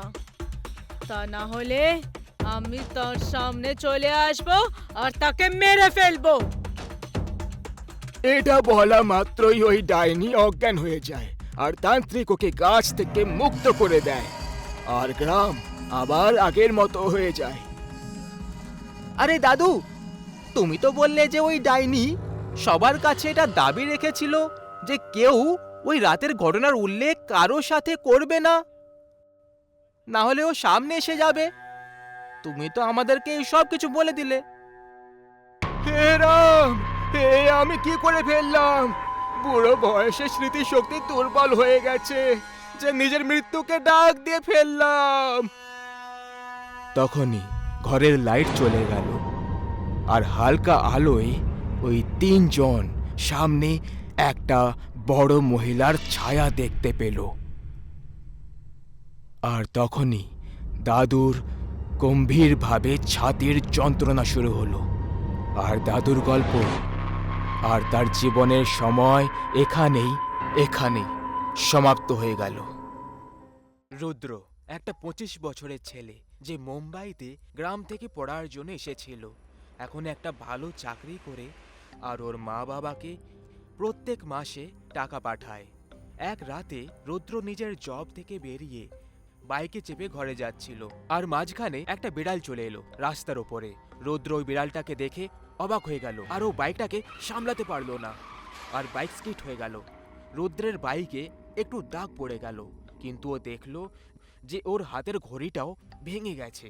রুদ্র ঘড়ি পরতে খুব পছন্দ করত, আর ও ওই ঘড়িটা খুব কষ্ট করে নিজের প্রথম স্যালারি দিয়ে কিনে এনেছিল। সেই জন্য ওই ঘড়িটার দাম রুদ্রের জন্য অনেক ছিল। ওই ভাঙা ঘড়িটার দিকে দেখে রুদ্র হতাশ হয়ে গেল। আরে ইয়ার, প্রথমবার কিছু আমি নিজের টাকায় কিনেছিলাম, ওই বিড়ালটাকেও এখনই মাঝখানে আসার ছিল। বাইকে যেতে যেতে রুদ্র অন্ধের নগর বাস স্টপে একটা বুড়ি মহিলাকে ঘড়ি নিয়ে বসে থাকতে দেখলো। তার কাছে অদ্ভুত রকমের ঘড়ি রাখা ছিল। রুদ্র নিজের বাইকটা থামিয়ে দেয় আর ঘড়ি ঠিক করার জন্য ওই বুড়ি মহিলার কাছে চলে যায়। আন্টিজি, আমার এই ঘড়িটা ঠিক করে দিতে পারবে প্লিজ? আরে আমি শুধু ঘড়ি বিক্রি করি, ঘড়ি তৈরি করি না। আরে ইয়ার, ঠিক আছে, আমি এই ঘড়িটা পকেটে রেখে দিচ্ছি এখনের জন্য। ও আন্টি, আমার একটা ঘড়ি চাই। আচ্ছা, কোনটা চাই তোমার? রুদ্র ওইসব ঘড়িগুলোর দিকে দেখল। কিছু আকারে ছোট ছিল আর কিছু বড় ছিল। রুদ্র অনেক ভেবে একটা ঘড়ি দেখল। ওই ঘড়িটা রুদ্রের খুব পছন্দ হয়ে গেল। হ্যাঁ, এই ঘড়িটা দিয়ে দাও, আমার এটা খুব ভালো লেগেছে। কত টাকা হলো আন্টি এটার? রুদ্র সামনে দেখল, তখন কেউই ছিল না, যেন ওখানে ওর আগেও কেউ ছিল না। না ওই মহিলার যাওয়ার আওয়াজ এলো, আর না ওই মহিলাটা টাকা নিল। আরে টাকা তো নিয়ে যেতে আন্টি, এ কেমন মানুষ! বেচারি একটা দুটো এখানে ঘড়ি বিক্রি করছিল, আর আমি তাকে টাকাও দিলাম না। রুদ্র নিজের গাড়িতে বসতে লাগলো। তখনই ও দূর থেকে একটা আওয়াজ শুনতে পেল। আমার টাকা চাইও না। এই আওয়াজটা কোত্থেকে এলো? আন্টি, কোথায় আছো তুমি? রুদ্র কাউকে দেখতে পেল না। আর এবার রুদ্র ঘড়িটা পরে নিল, আর ও বাইক স্টার্ট করে বেরিয়ে পড়ল ঘরে যাওয়ার জন্য। রাস্তায় রুদ্রের পেছন থেকে একটা গাড়ি আসছিল। গাড়ির হর্ন শোনা মাত্রই রুদ্র পেছনের গাড়িটাকে যাওয়ার জন্য জায়গা ছেড়ে দিল। আর তখনই আয়নায় নিজেকে দেখল। তখন ও দেখল যে ওর চেহারা যেন অনেকটা বদলে গেছে, যেমন বয়স বেড়ে গেছে হঠাৎ করে। আরে এটা কি করে হয়ে গেল? হয়তো আয়না খারাপ হয়ে গেছে, এক্ষুনি মুছে দিচ্ছি। রুদ্র বাইক চালাতে চালাতে হাঁপাতে শুরু করলো। মাঝখানে ও একটা ছেলেকে দেখতে পেল, যে ওর কাছে লিফট চাইছিল। ওই ছেলেটার নাম রনিত ছিল। লিফট আঙ্কেল, লিফট পাওয়া যাবে প্লিজ? আমাকে দেখে আঙ্কেল মনে হচ্ছে, কোথায় যাবে বলো? আমি ব্যাস সামনের গ্রামে নেমে পড়বো, আমি ঘরে যেতে চাই। রুদ্র কিছুক্ষণ পরে পেছনে ঘুরে দেখলো, তখন রনিতকেও বুড়ো দেখতে পেল। দেখো, তুমিও বুড়ো হয়ে যাচ্ছ। আরে হ্যাঁ, এবার কি করি আমি? যখন থেকে আমি ঘড়ি নিয়েছি আমি বুঝতে পারছি না কি হচ্ছে এইসব। রুদ্রের চোখ রনিতের ঘড়ির দিকে পড়ে গেল। তুমি যে ঘড়িটা পরেছো, ওটা এক্ষুনি কিনেছিলে? হ্যাঁ, একটা আন্টি এসেছিল অনেকগুলো ঘড়ি নিয়ে, তার থেকে আমি নিয়ে নিয়েছি, কিন্তু টাকা দেওয়ার আগেই সে উধাও হয়ে গেল। রুদ্রের মনে পড়ল যে সেও টাকা দেয়নি ওই বুড়ি মহিলাটাকে। তার মানে এটা সেই মহিলাটাই। রুদ্রের গাড়ি বন্ধ হয়ে গেল। তোমার টাকার থেকেও দামি আমার কাছে তোমার প্রাণটা। তুমি যে ঘড়িটা পরে আছো, ওটা দিয়ে তোমার যৌবন অবস্থা বৃদ্ধা অবস্থায় পরিণত হবে, আর এটা দিয়ে আমায় এখন যুবতী দেখাবে।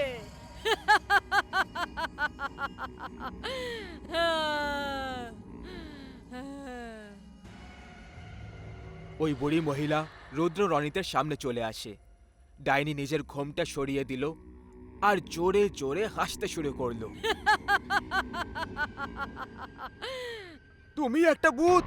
আমি বুঝে গেছিলাম যেন অদ্ভুত কিছু একটা হচ্ছে।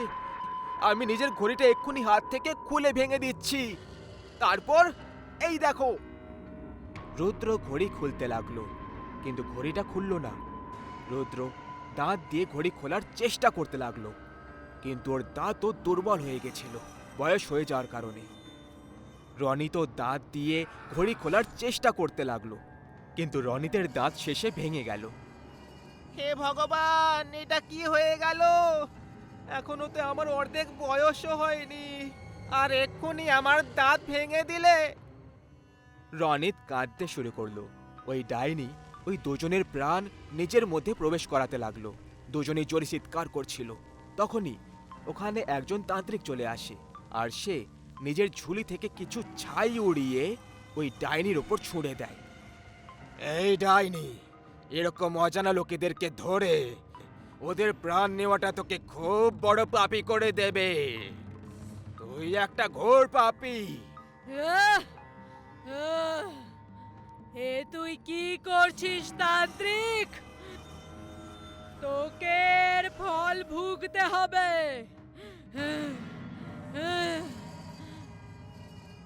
তান্ত্রিক ওই ডাইনিকে নিজের পাউডার দিয়ে তৈরি গোলাকার ঘেরাতে বন্দি করে দিল। ডাইনি চিৎকার করতে লাগলো।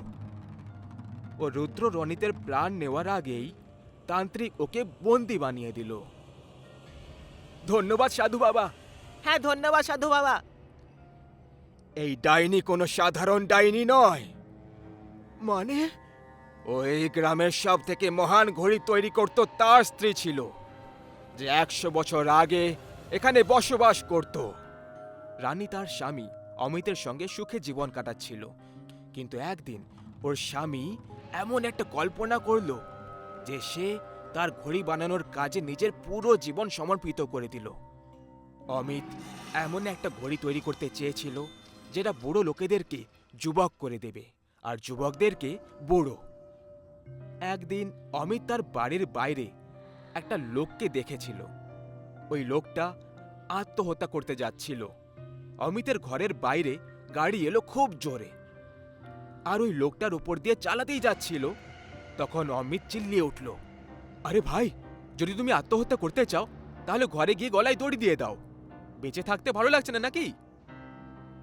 আরে বাবু, আপনাকে আর কি বলি, বেতন ঠিক সময় তো পাই না, আর কাজ করতে যেতে হয়। এখন আমার বিয়ে ঠিক হয়েছে, আমি কি করে সুখে রাখবো আমার স্ত্রীকে? আমার অবস্থা এরকম, মা আর বাবাও মারা গেছে কয়েক বছর আগেই। আমি কি করে বেঁচে থাকবো? তোমার কি বুড়ো হয়ে মরাটা ভালো লাগবে? হ্যাঁ, অবশ্যই। ঠিক আছে, এই ঘড়িটা পড়ো আর কিছুক্ষণের জন্য ঘুমিয়ে পড়ো। ওই লোকটা ঘুমিয়ে পড়ল আর উঠে দেখল যে সে বুড়ো বয়সে পৌঁছে গেছে।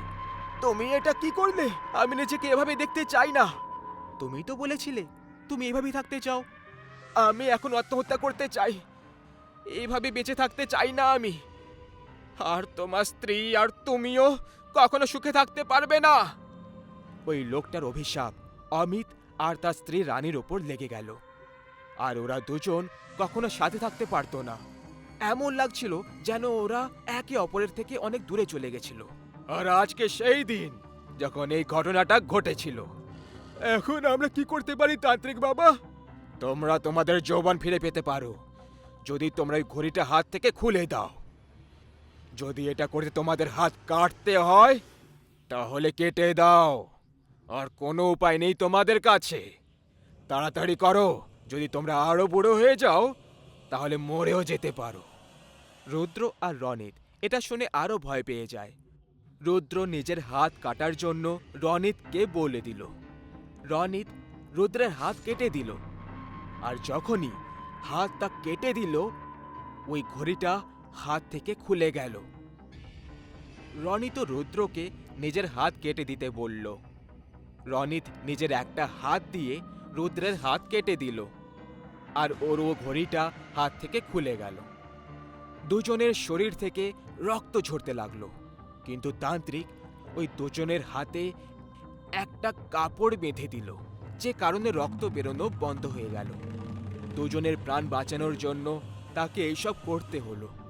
তান্ত্রিক ওই ঘড়িগুলো নিয়ে পুড়িয়ে দিল, আর যখনই ঘড়িগুলো পুড়তে লাগলো, ডাইনির শরীরেও আগুন লেগে যেতে লাগলো, কারণ ডাইনির আত্মাটাও এবার শেষে মুক্তি পেয়ে গেল। আমি তোমায় তোমার হাত আবার ফিরিয়ে দিচ্ছি। ধন্যবাদ আমায় মুক্তি দেওয়ার জন্য। ধন্যবাদ। ডাইনি হাওয়ায় উধাও হয়ে গেল।